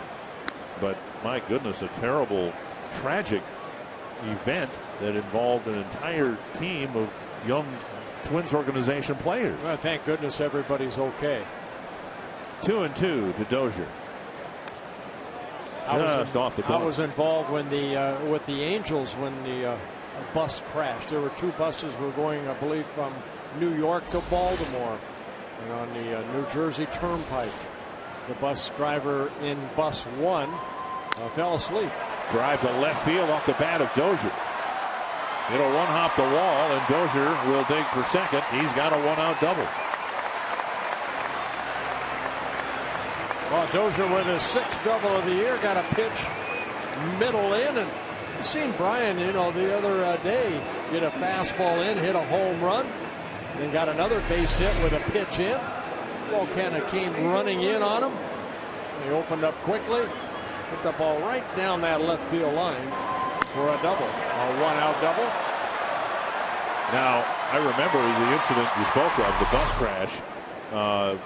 Fortunately, I think Buck Rogers was out for a while, right? He broke he was hurt. Some ribs, yeah, I believe. I helped carry him out of the bus, and Rod Carew was in that bus, along with some other Angel players. Myself, Chuck Finley, and Mike Fitzgerald were in the 2nd bus, and they told us, and we jumped out and got everybody off that bus as quick as possible. 1-0 to Florimon. Inside, that rolls away. And Flowers, who did such a good job blocking pitches in the dirt, tried to backhand one there, and it rolled out of his glove. Yeah, that actually looked like it hit his glove. I don't believe it hit the dirt. Might be a pass ball on Flowers. We'll wait to see, but well, they give him a wild pitch. Okay. So a wild pitch, and finally a runner advances. That forces the White Sox to bring the infield in. 2-0 to Florimon. 3-0. Thomas on deck. Florimon looking down at Joe Vavra. Do I take a pitch here? Do I have the green light?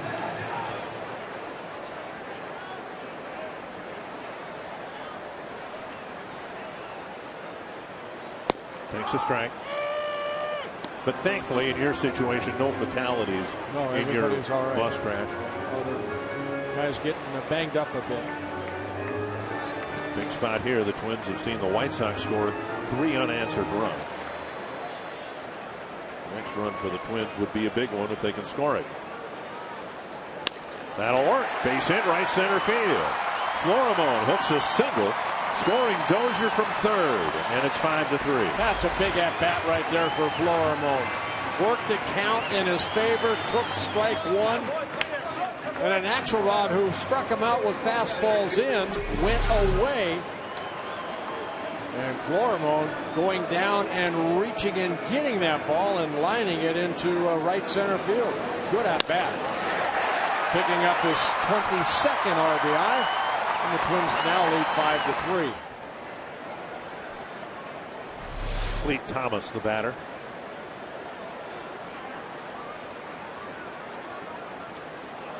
We've seen Florimon steal some bases. 7 in 7 tries.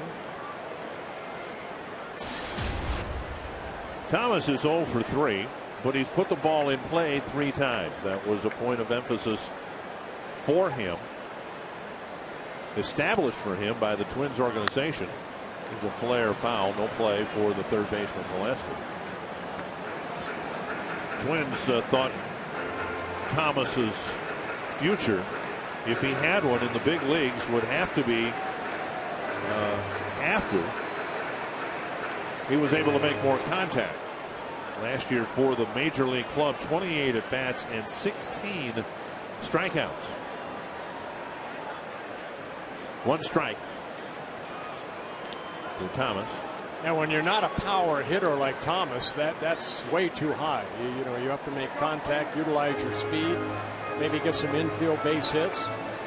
Played a dozen games for the Twins last year, and he homered in the first game he played for the Twins.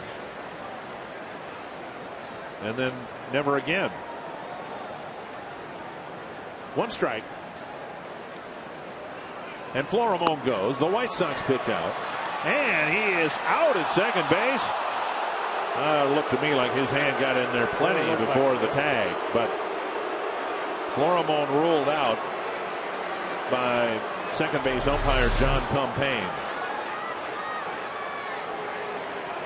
Safe. Yep. By plenty. So that was a terrible call. But the second out of the inning. Yeah, first time Florimon was thrown out in 8 attempts. And Thomas takes a ball 2-1.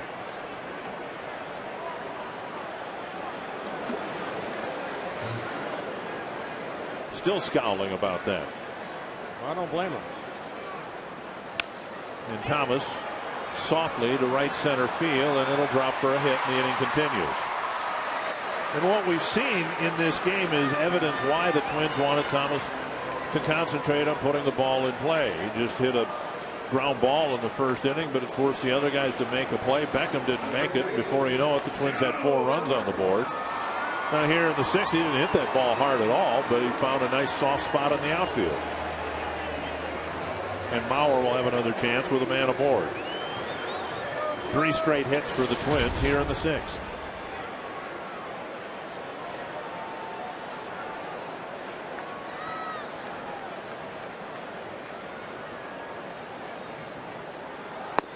Down low, ball 1.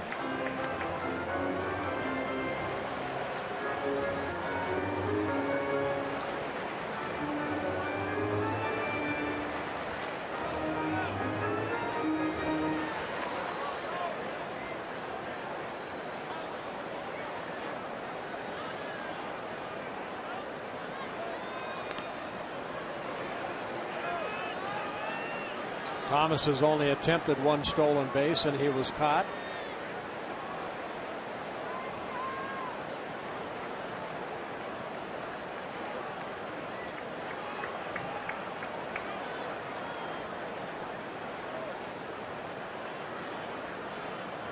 One and 0.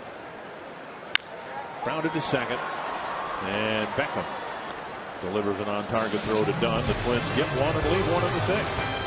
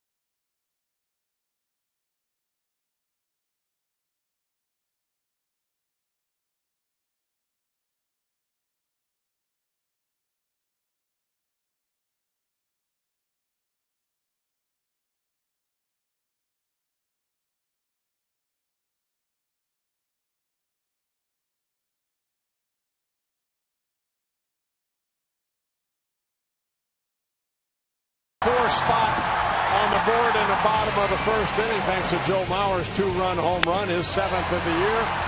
About 5 batters later, Trevor Plouffe, a big 2-run single, scored a couple runs.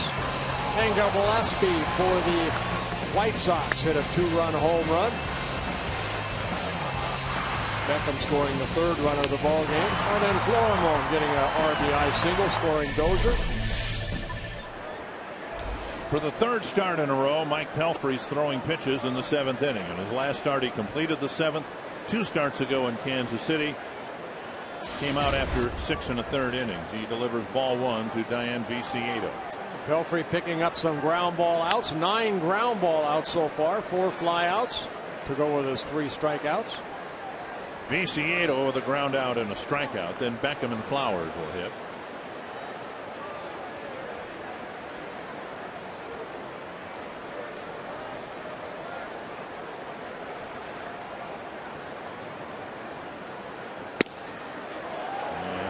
Awkward swing by Viciedo, who committed to it and then saw the ball sail across under his chin. Second time in this today that he's worked inside, and Viciedo, that type of ugly swing. You go back in again, no, they're going to go away. And he pokes it the other way to right field, a base hit. Good approach by Viciedo with 2 strikes. He's aboard to start the 7th. Get ready, fans, for Fox Sports 1, America's new 24-hour sports network.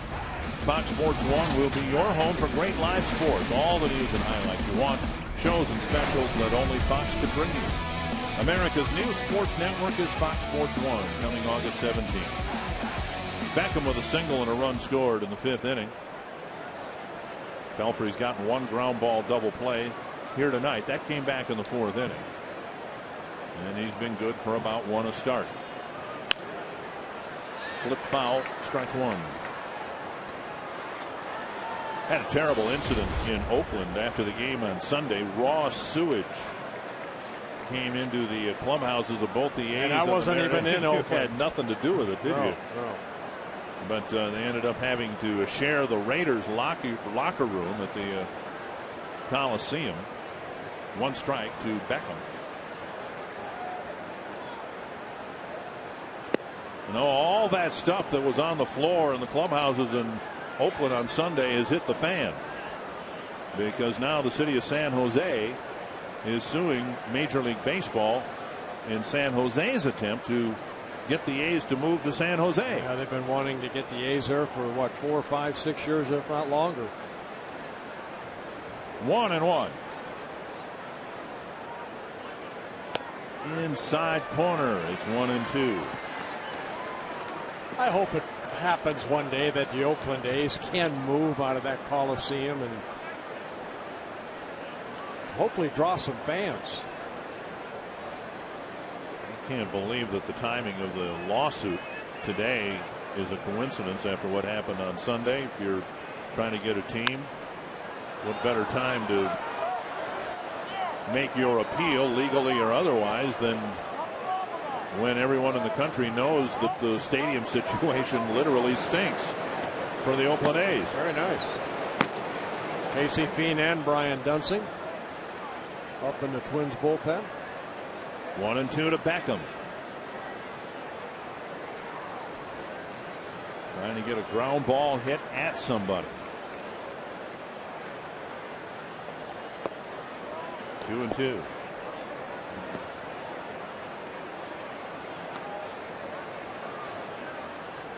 Indians did beat the Royals 4-3.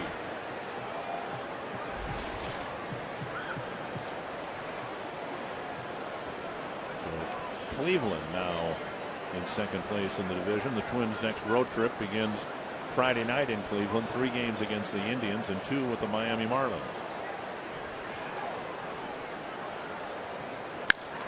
Over the mound, into center field, a base hit. And now the ball overrun by Thomas, and that will allow Viciedo to go to 3rd base. So an error on the Twin center fielder. He simply ran over the baseball. Well, Thomas making his first error of the year. Pelfrey got the ground ball, but is right back up the middle, out of the reach of Florimon and Dozier. The runner's at the corners, and here comes Ron Gardenhire to make a pitching change. Pelfrey pitches into the 7th, but this time he can't get an out in the inning. And the tying run at first, nobody out. Pelfrey will come out, and Casey Fiend will come in.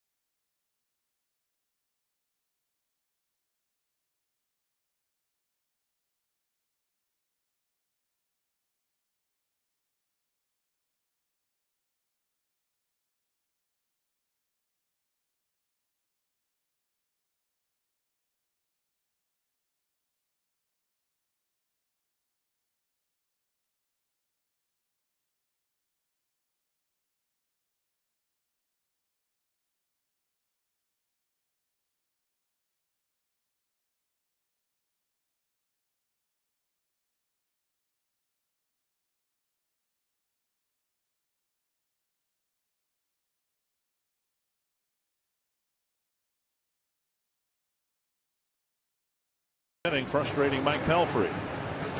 Yeah, Pelfrey was, like you mentioned, third time worked into the 7th inning, but unable to get an out.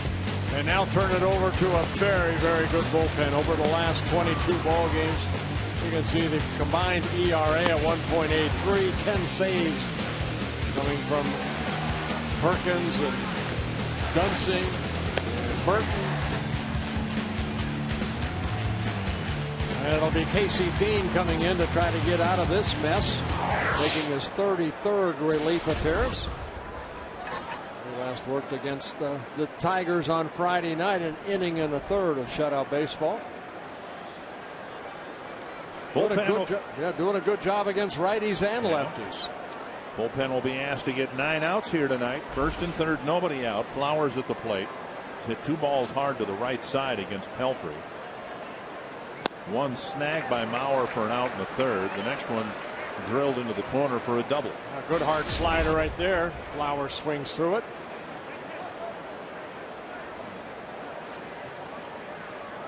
One strike to the Chicago catcher. Twins playing back for a double play grounder here. The luxury of having a 2-run lead rather than a 1-run lead. So the run the Twins got in the bottom of the 6th allows them to, they hope, get a ground ball turned into a double play and keep the damage to a minimum here.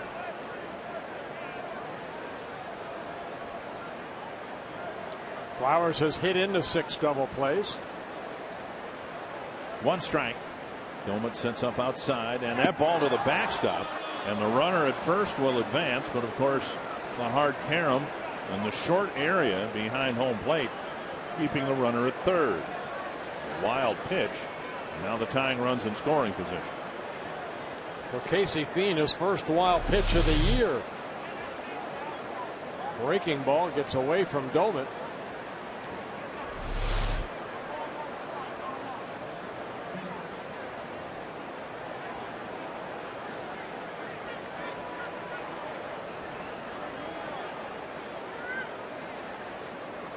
One and one.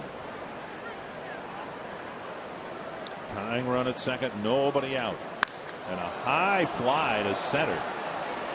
Thomas. Third base with the catch. And the throw to the middle of the infield.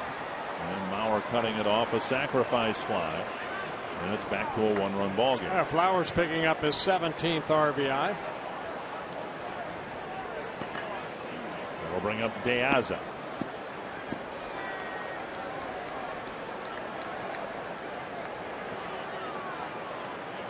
Pelfrey hoping to pick up his first win since May 5th. But Fien will be in charge of holding now a 5-4 lead with Beckham at second and one away. De Aza drove in a run with a chopper over the mound. Dozier was unable to make the play at first base, but he wheeled. Actually, he just kept running toward third base. On the Ramirez ball, it was De Aza who was trapped off third base after driving in a run with a fielder's choice.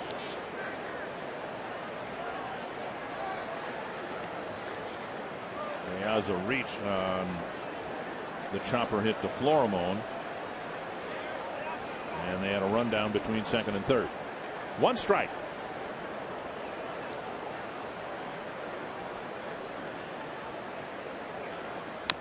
And now two strikes.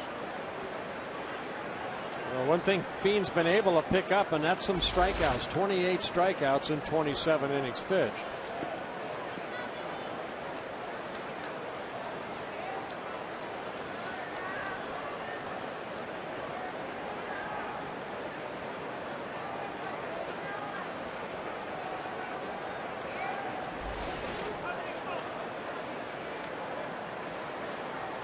Two strikes to De Aza. Wow. Terribly wild pitch, and that will allow Beckham now to go to third base. And a fly ball to the outfield will tie the game. A second wild pitch by Casey Fien. This one just a bit high.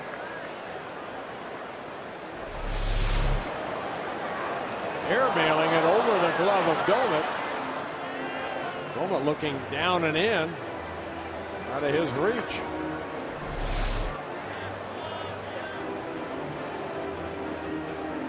So Fien has wild pitched his way into a ticklish situation. See what the Twins do with their infield here. With the tying run now at third. And one away.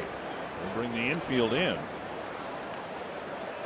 We're talking about the possibility of a ground ball double play. Now Twins are hoping to get a ground ball hit at somebody to choke off the tying run. Or a strikeout right here. 1 and 2. There's a strikeout. Got him. 2 down. Well, De Aza has struck out second most on that White Sox ball club behind Adam Dunn.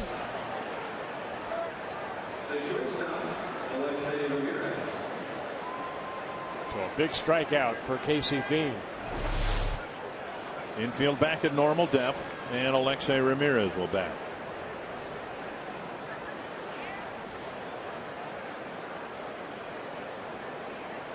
Ramirez with singles his last 2 times up.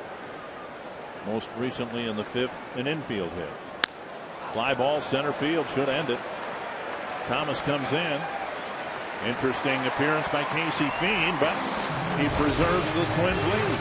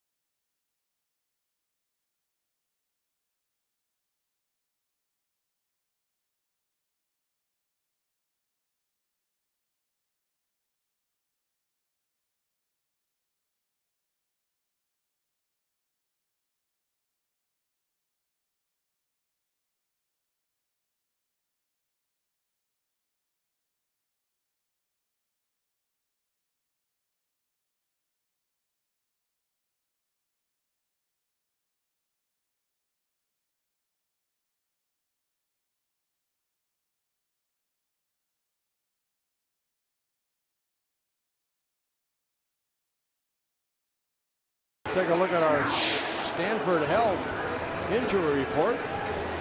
Clay Buchholz put on the disabled list. Sprained neck. I have that. I tried pitching with that for 23 years. And Mark Teixeira, as you mentioned earlier, Dick, on the disabled list. Right wrist injury. Yeah, they say it's not nothing torn in there, just some inflammation. And the most important thing for Twins fans is the health of Aaron Hicks, standing next to his replacement, Clete Thomas. And Ron Gardenhire said what I guess was assumed all along. Hicks will almost certainly need a rehab assignment because of the nature of the injury. You know, a hamstring pull, you really can't test it until you play some games.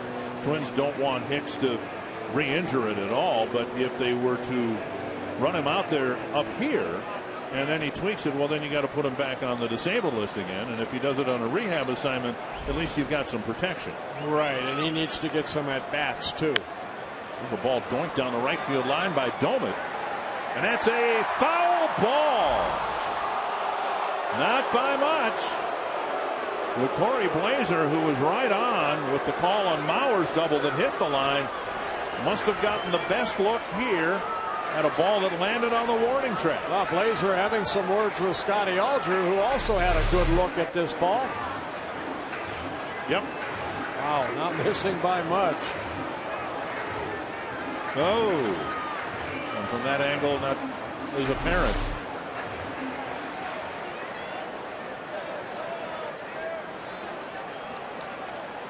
One strike.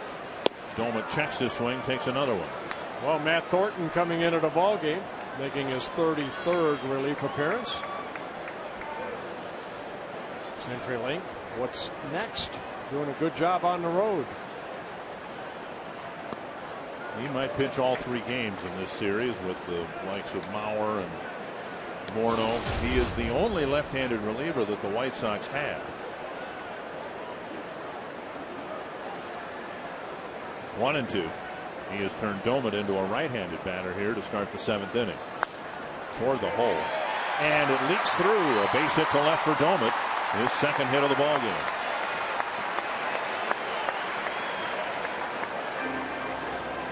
That'll bring him Willingham.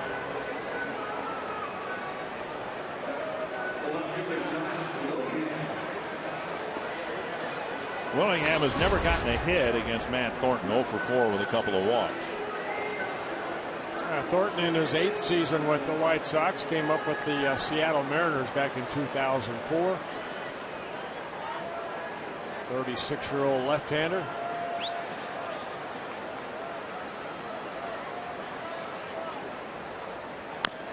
Fouled off his front leg. Strike one.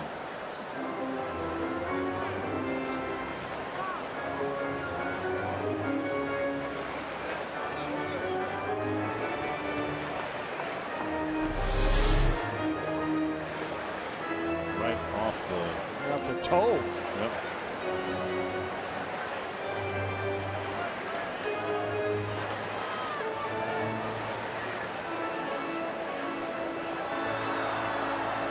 So Willingham with 1 strike and 1 very sore big toe. Wear the pads there. But not on the toe. Called strike. 0-2. Willingham was called out on strikes in the 5th. Did line a single in his first at bat. Scored a run in the 1st inning.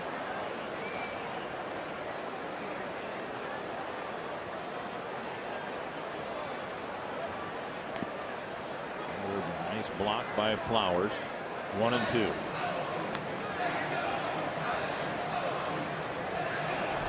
Well, he's been doing this all night. Flowers.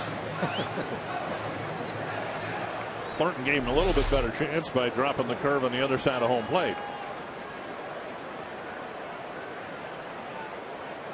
1-2.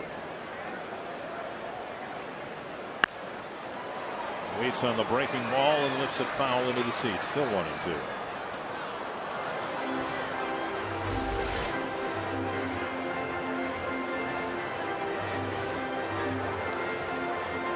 Very nice. A White Sox fan giving it to a Twins fan.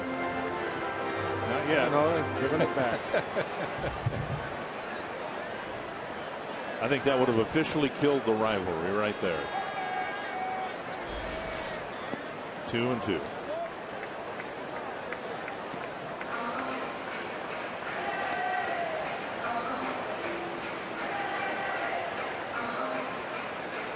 White Sox hoping to play some better baseball and get back to the 500 mark, and then beyond that, of course, make a run at a playoff spot they contended for last year. 2-2 to Willingham. About the only thing in their favor is here we are in the middle of June. They have not played the Detroit Tigers once yet this year. So the team everybody's trying to catch, the Tigers, and the White Sox still have 19 games left with it. Full count to Willingham.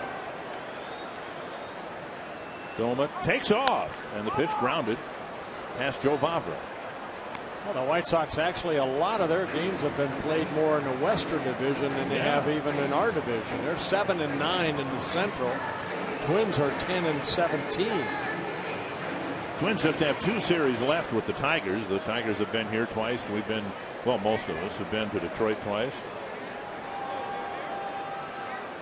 Full count. So you only have to go back one more time. And Willingham takes a walk. You still have the chance to change your travel plans in your schedule and make that last trip to Detroit. Morneau will bat as I hold my breath. For how long? Morneau doubled down the left field line and hit a ground ball to first and a pop up to short.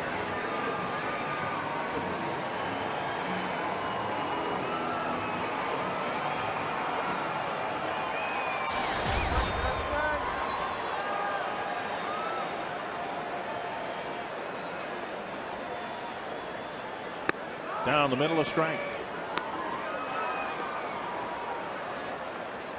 Joe Mauer's had some success against Matt Thornton. Justin Morneau, not so much. 5 hits in 32 at bats. Yeah, basically fastball slider. There's the slider right there. I find this odd. All the at bats and head-to-head matchups between Morneau and Thornton, and Morneau hasn't drawn 1 walk. 32 at bats and no walks. Ramon Troncoso warming up in the Chicago bullpen.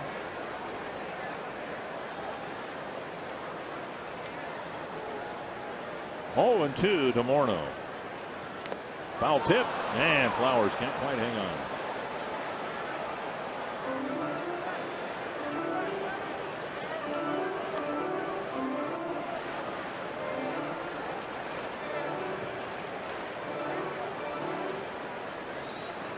See if he goes back to that slider again.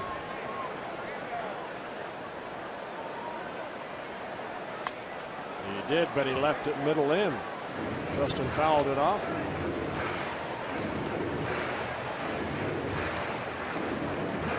You would like, of course, if you're a Twins fan, an RBI or 2 or 3 here. What you'd really like, at least, is a productive out. 1 and 2. Well, Thornton's always been a tough pitcher. Actually, throughout his career, he's averaged over a strikeout an inning.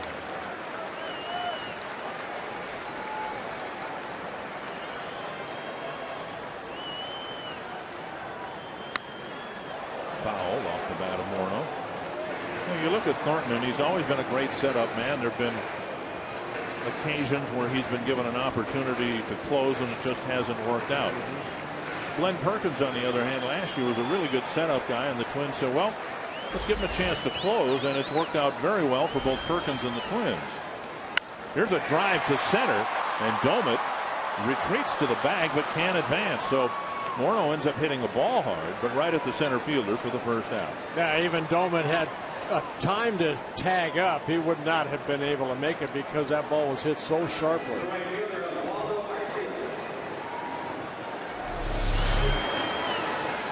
Justin reaching out on that breaking ball. Piazza getting it back in quickly. Discussion how to go after Oswaldo Arcia. 0 for 2 with a walk. Arcia with 4 home runs on the year, a couple of 3-run home runs.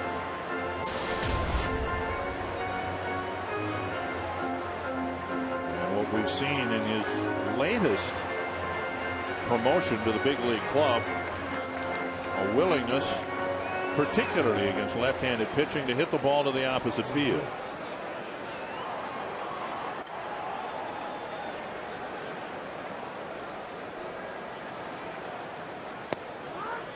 Takes a strike. Arcia's only faced Thornton once.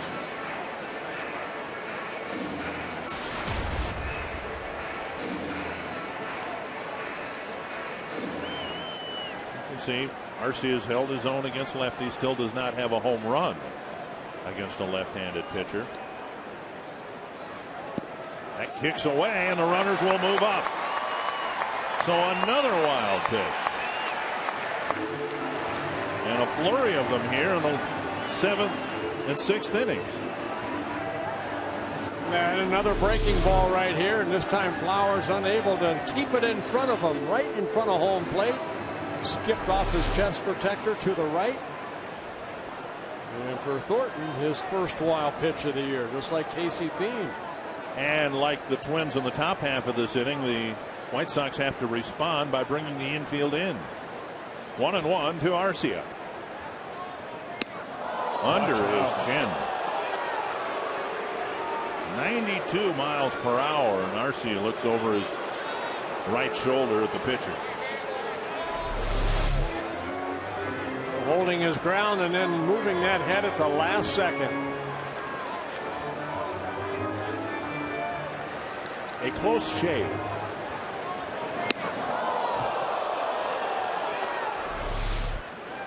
Two and one. And Arcia fouls another fastball back. 2-2. Talk about needing a productive out. Arcia with 2 outs, or 2 strikes rather, and 1 out. Trying to get a ball to the outfield to, at the very least, get Domet in from third base.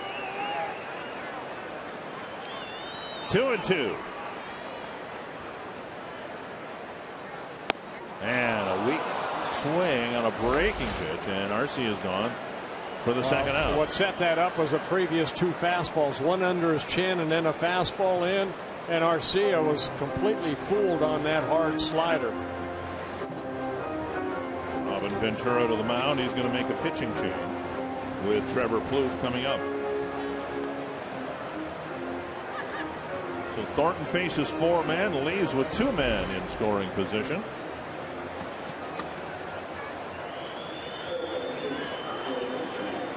Trunk.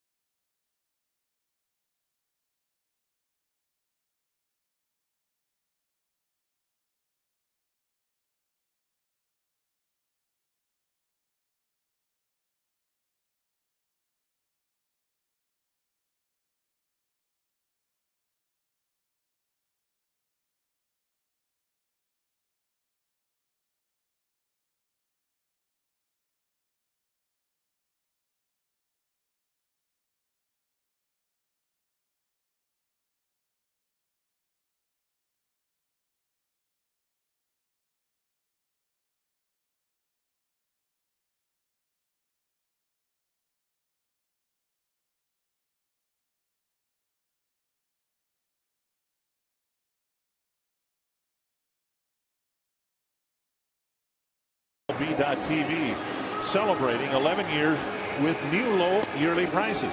can watch every out-of-market game live on over 350 supported mobile and connected devices in HD quality with MLB.TV Premium.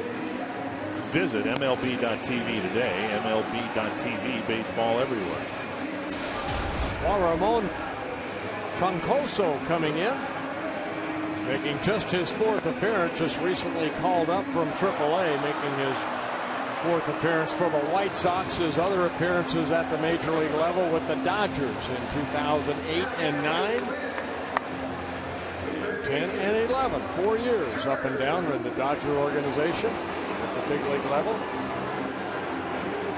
Plouffe in the first inning, a similar spot, delivered a 2-run single. And he'll hope to do that again here in the 7th with the Twins lead trimmed to 1 in the top of this inning.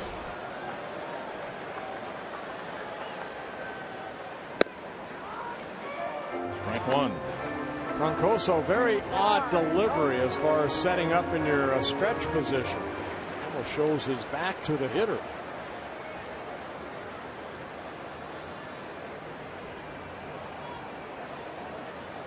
Breaking ball, tapped foul, 2 strikes.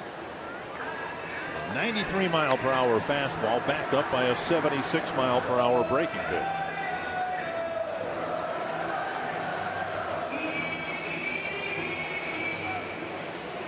This is what the hitter will see.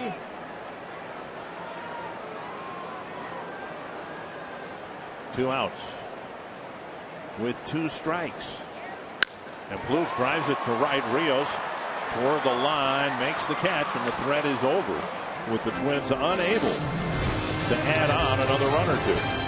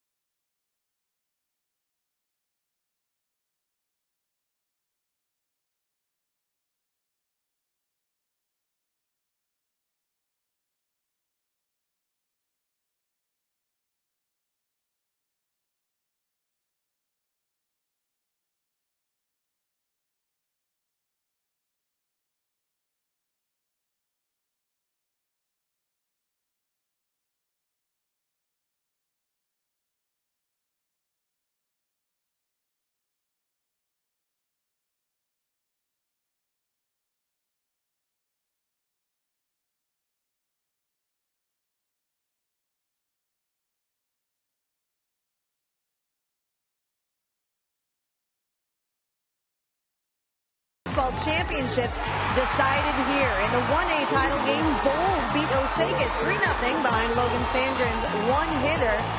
And in Class 2A, Casson Manderville claimed its first ever state title, beating Durham 8-1. Joey Hyde threw a complete game for Casson Manderville. And the celebration ensued. And then in the 3A title game, it was yet another strong pitching performance. That's Mounds View's Max Knutson shutting out Rocori 8-0. Guys, a special time for these young ball players playing on the same field as a lot of their heroes, the Minnesota Twins.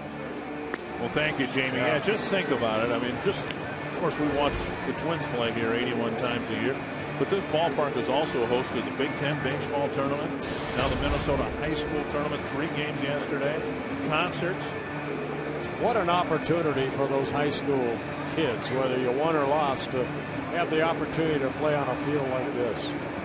Jarrett Burton in the game to try to get the 3 outs needed in the 8th. Yeah, Jarrett making his 32nd relief appearance. He last worked Saturday against the Tigers, 1 inning. And the 6-3 win for the Twins over the Tigers. Down low, ball 1. Well, good job by Casey Fiend. He did throw a couple wild pitches, but able to work out of that 7th inning. Only allowed 1 run. That run charged to the starter, Mike Pelfrey. 2-0 now to Rios. Then Dunn, then Konerko.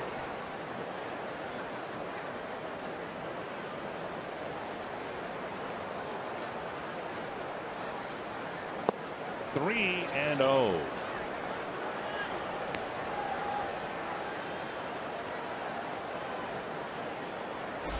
The big man on deck, Adam Dunn.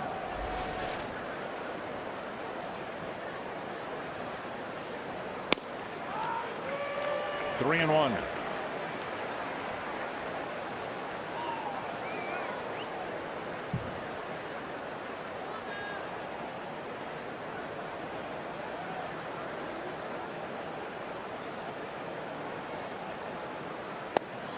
And a 5-pitch walk puts the tying run on first base.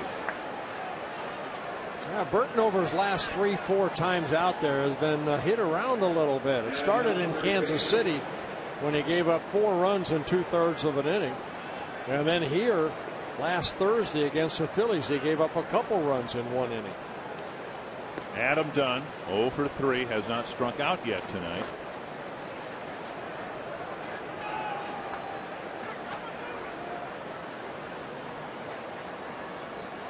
Pulled foul, 1 strike.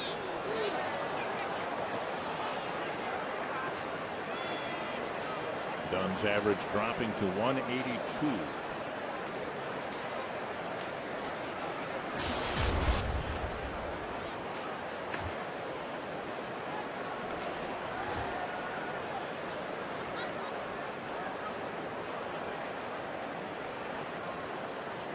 Runner goes. Oh, great jump. And a stolen base for Rios as he moves into scoring position. Yeah, he got a great jump right there off of Burton. Steals his 12th base in 16 attempts. Mentioned earlier, White Sox don't run a lot, but other than Ramirez and Rios, those are the guys that will steal the base, and that's what Rios did. Burton checked with home plate umpire Jim Joyce. And whether the second pitch was a strike or not, it was called a ball. The count 1-1.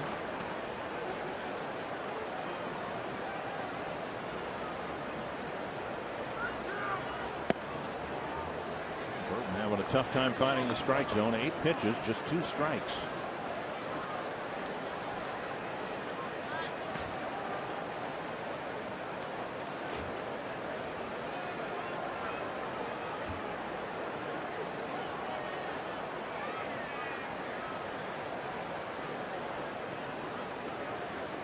White Sox getting the leadoff man on for the 2nd inning in a row. Viciedo led off the 7th with a single and scored the 4th Chicago run.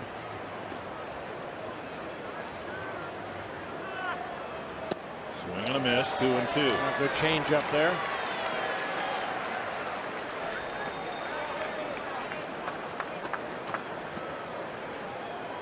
Burton has averaged a strikeout per inning. 30 strikeouts in 30 1/3 innings pitched. Like to get one here. See if he goes back to that changeup. He does, and he gets it. Dunn strikes out for the first out, and that will bring up Konerko. Yeah, that's his strikeout pitch. That changeup looks like almost like a split finger. Good location. Down in the strike zone. Konerko with 3 hits already. A double and a run scored in the 2nd, and a pair of singles hit softly to center. And in the case of the last 2 singles, he's jumped on early pitches.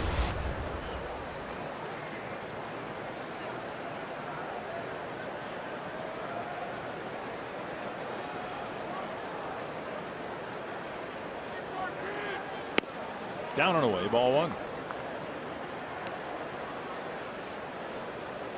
With the 3 hits, Konerko's average up to 245.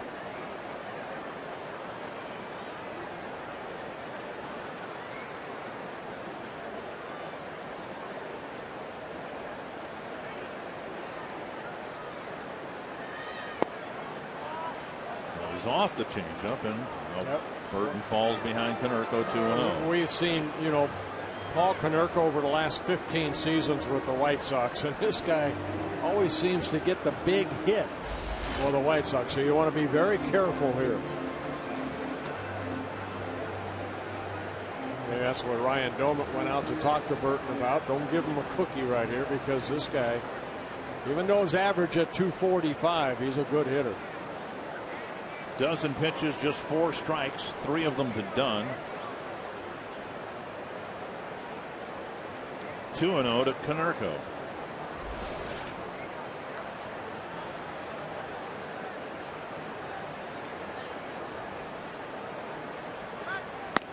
There's a strike. Another changeup. Not too many times Burton will throw that pitch for a strike. Konerko took it, 2-1. Keep an eye on Rios at second base. Dozier's going to try to keep him close.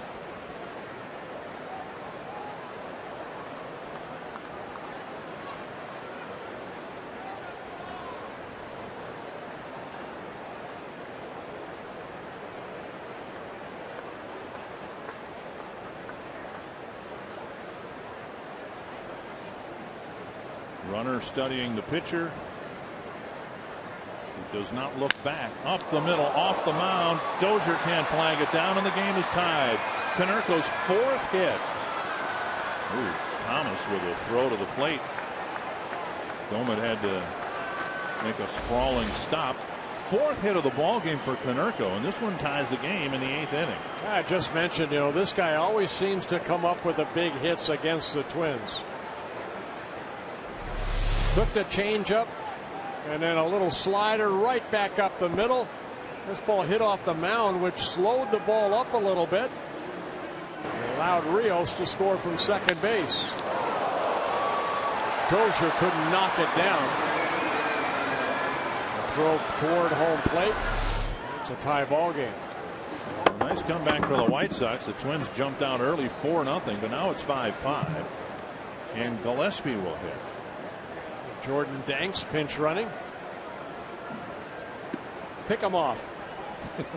It happened the other day in Houston. The game ended with Danks being picked off second base. When he was asked to pinch run at second base.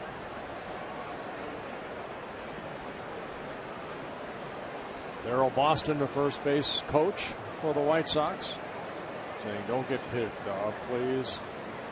Jordan, the younger brother of Thursday's starting pitcher, John Danks.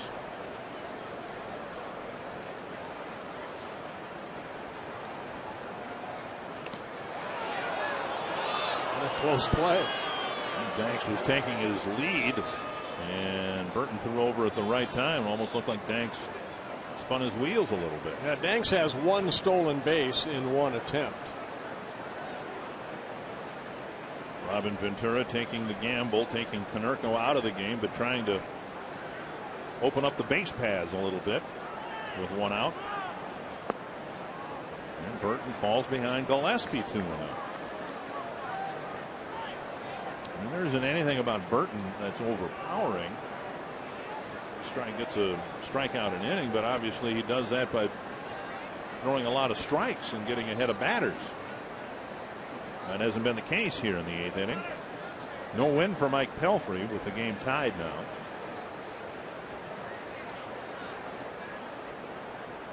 Tap left side. Plouffe looks at second, throws to first. 2 away.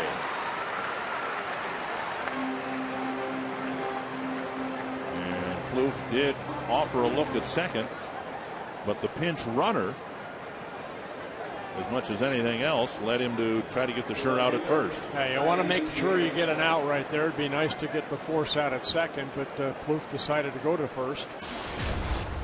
Viciedo will hit. The leadoff walk coming back to haunt Jared Burton.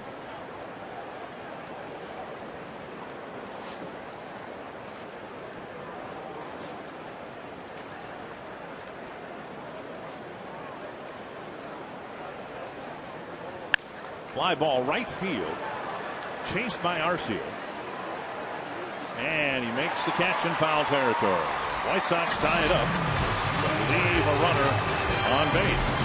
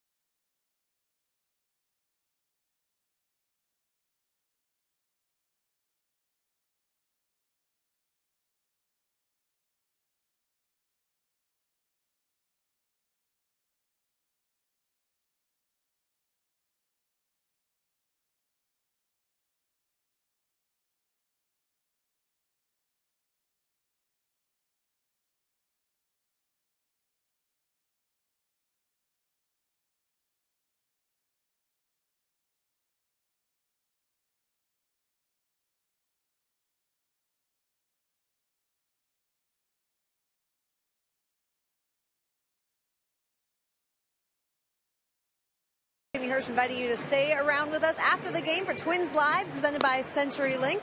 We'll talk about a fabulous first innings for the Minnesota Twins tonight. They jumped out to a quick 4-0 lead.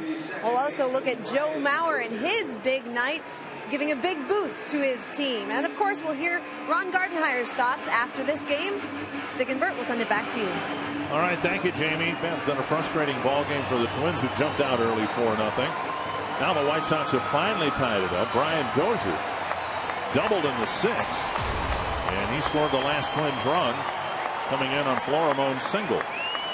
Facing Troncoso, leading off the 8th. Inside, ball 1.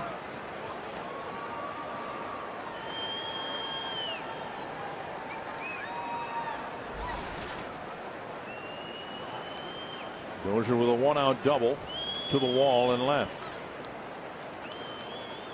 Inside again, 2-0.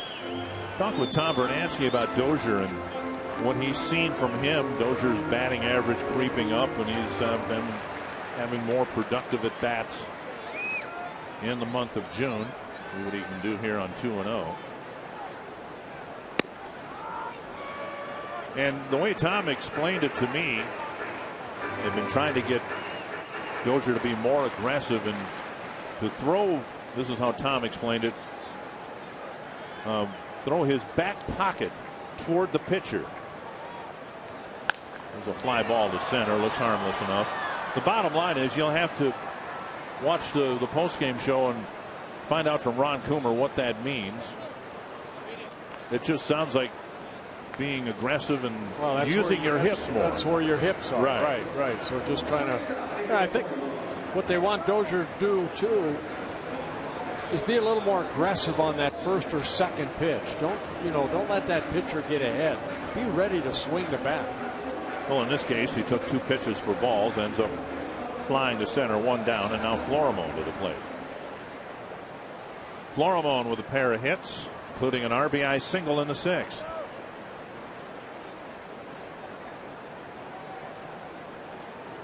Ball 1.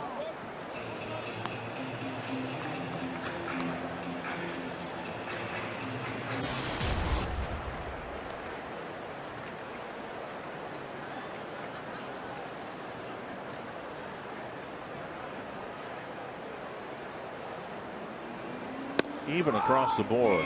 5 hits, 11 runs, an error for each team.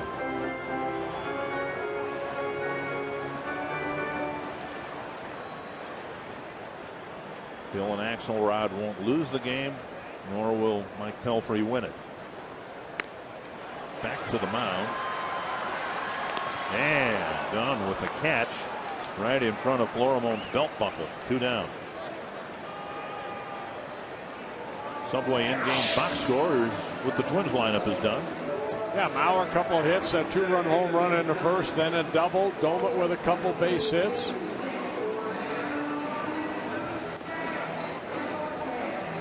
Two down in the 8th. Thomas, the batter.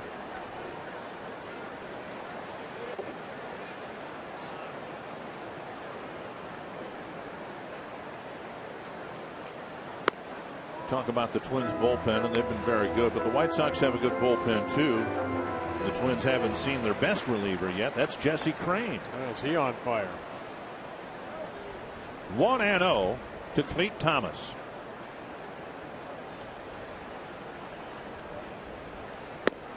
Inside 2-0.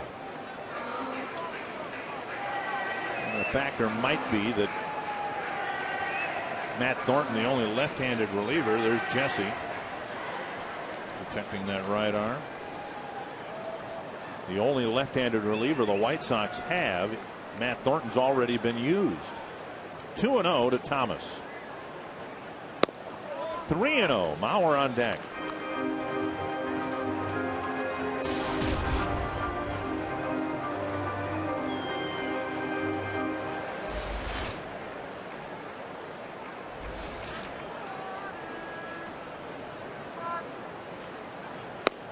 Takes a fastball for a strike.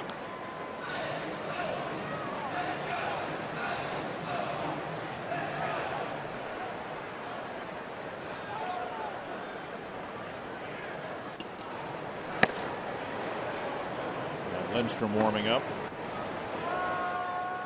3-1 to Clete Thomas. And he takes a walk, and Mauer will have a chance here in the 8th inning.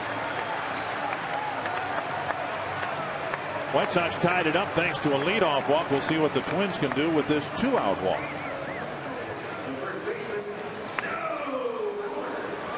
Mauer with a 2-run home run, a double, and a couple of ground balls to the right side.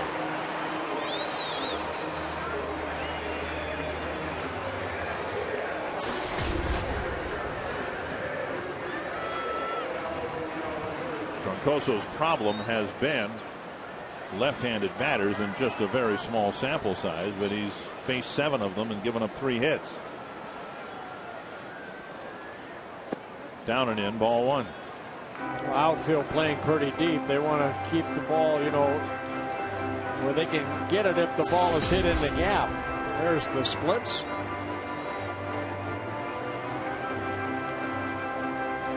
Try to keep Thomas from scoring in case Joe hits a double. 1-0. On the outside corner.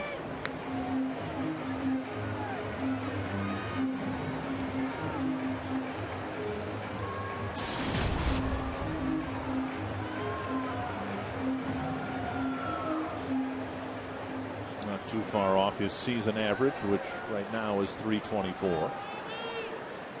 1-1.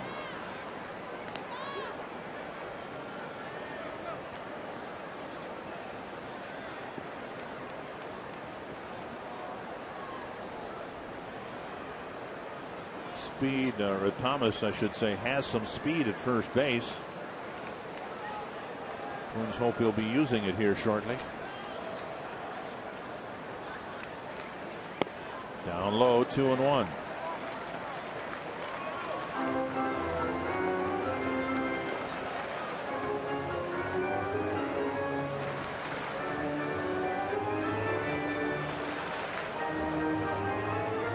Domit, Willingham, Morneau all hoping for a chance yet here in the 8th inning.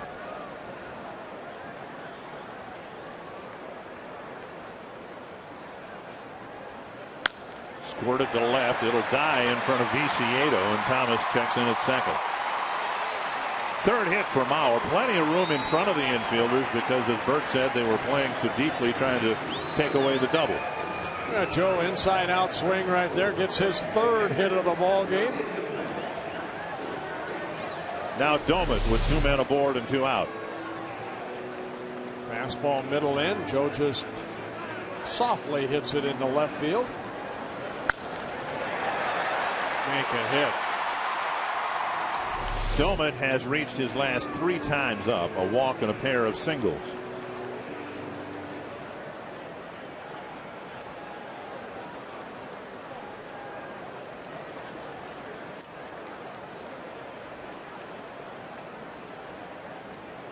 Strike on the outside corner. Troncoso looks like he's got good sinking fastball along with a slider. A lot of movement on that fastball.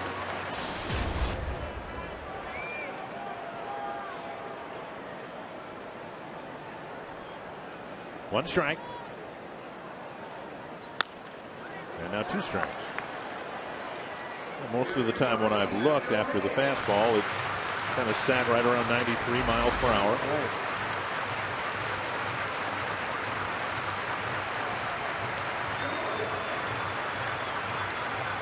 Doumit trying to get it done with 2 strikes. 2 runners on with 2 out, and the Twins trying to retake the lead.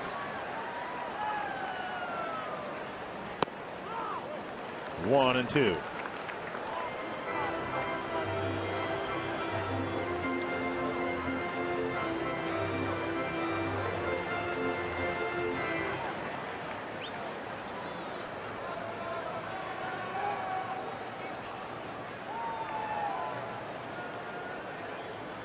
One and two to Ryan Doumit. Driven to left center field. Diaza won't get it. All the way to the wall. Thomas scores. Mauer on his heels. And Doumit delivers a big 2-run double.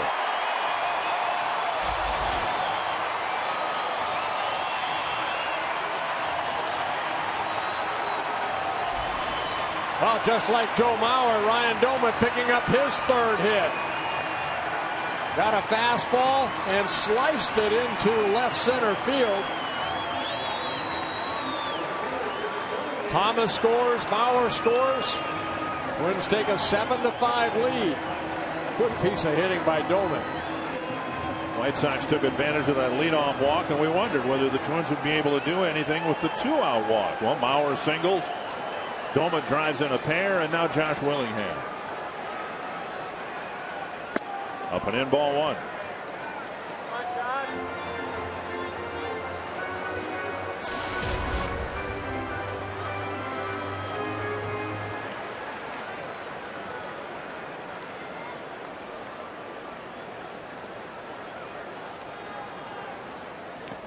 Blocked by Flowers. How many times have we said that tonight? About a dozen. 2-0. You're right about Troncoso's delivery. I mean, his back is almost completely square with the home plate area. I know you want to hide that baseball from the hitter, but hide your glove? Everything. Over first strike, 2-1.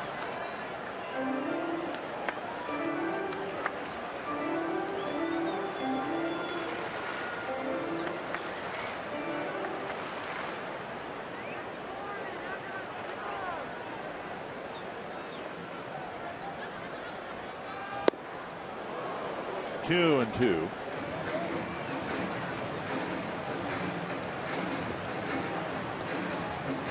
Glenn Perkins was up in the bullpen. I'm sure he's ready to come in.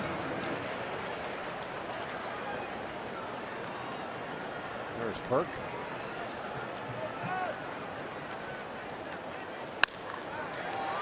Ground ball to Ramirez. Willingham thrown out, but Ryan Doumit with a big 2-run double, and the Twins are back in front by a pair.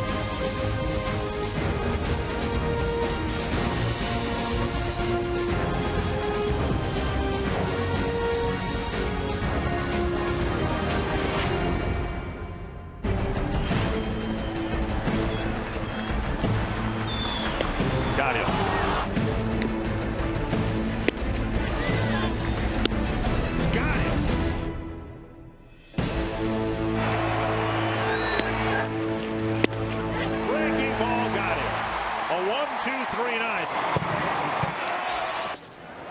Well, now back to live action. That's exactly what Glenn Perkins will hope for here. I hope you say that again. Gordon Beckham leads off the ninth, and he takes the patented Glenn Perkins mid-90s fastball up and in to a right-handed batter. Hey, no fooling around with Glenn Perkins on the mound, looking for save number 17 in 19 save opportunities, 36 strikeouts in 25 2/3 innings. You know, Perkins has got about the same stuff as Matt Thornton. Good breaking ball and a mid-90s fastball, but it seems to have worked for Perkins with Chris Parmelee now in right field for Arcia. Arcia moving over to the left.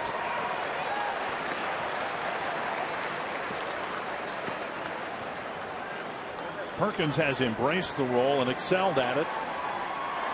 And Thornton has found himself back in more of a setup capacity with the White Sox. 1-2. Fouled back into the seats. Well, you know what?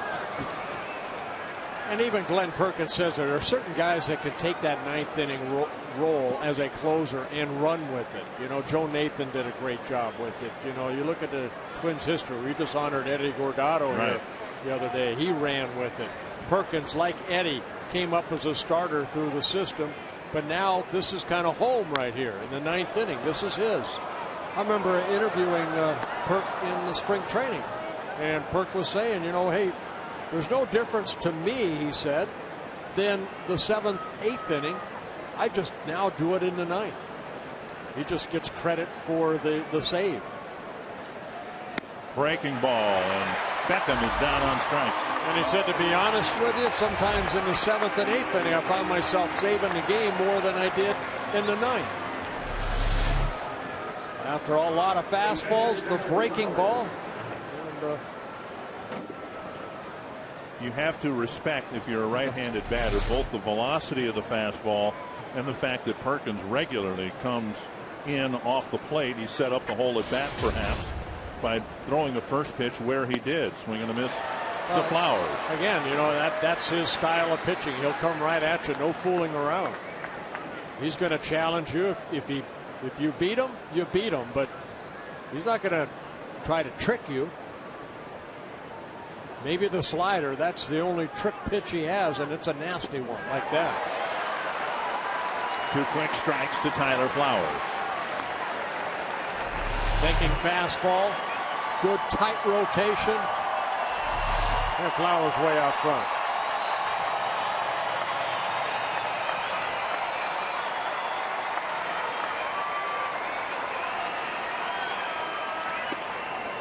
And around his back foot.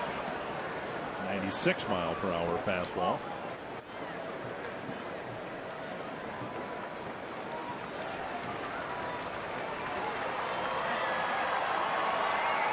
Perkins had 16 saves last year when he became the closer. Right over the inside corner again at 96, 2 down.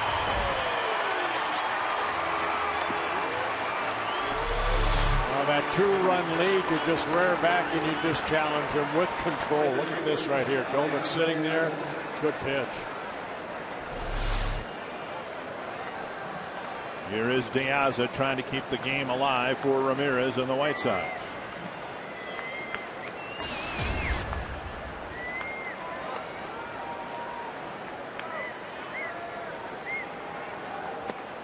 Down low, ball 1.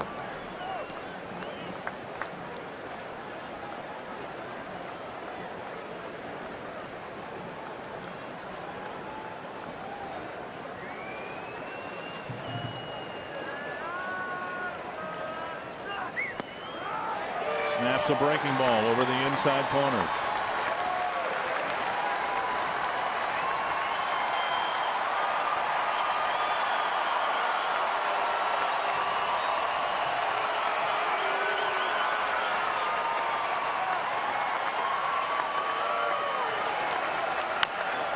Tapper back to Perkins. What am I supposed to say? Perkins with a 1-2-3 night. I've heard that before. Good win for the Twins. jumped out early, saw the White Sox put together a nice comeback to tie it at 5, but then the Twins responded with that 2-run bottom of the 8th. Yeah, good at bat by Ryan Doumit, knocking in the 2 winning runs, and Perkins picks up his 17th save. So the Twins now have a 4-3 mark on this long homestand. And an updated look at our AT&T Twitter poll, which AL division leader is the best team right now. Most of you think the Tigers are. That's in part because the Tigers came in here and beat the Twins 2 out of 3.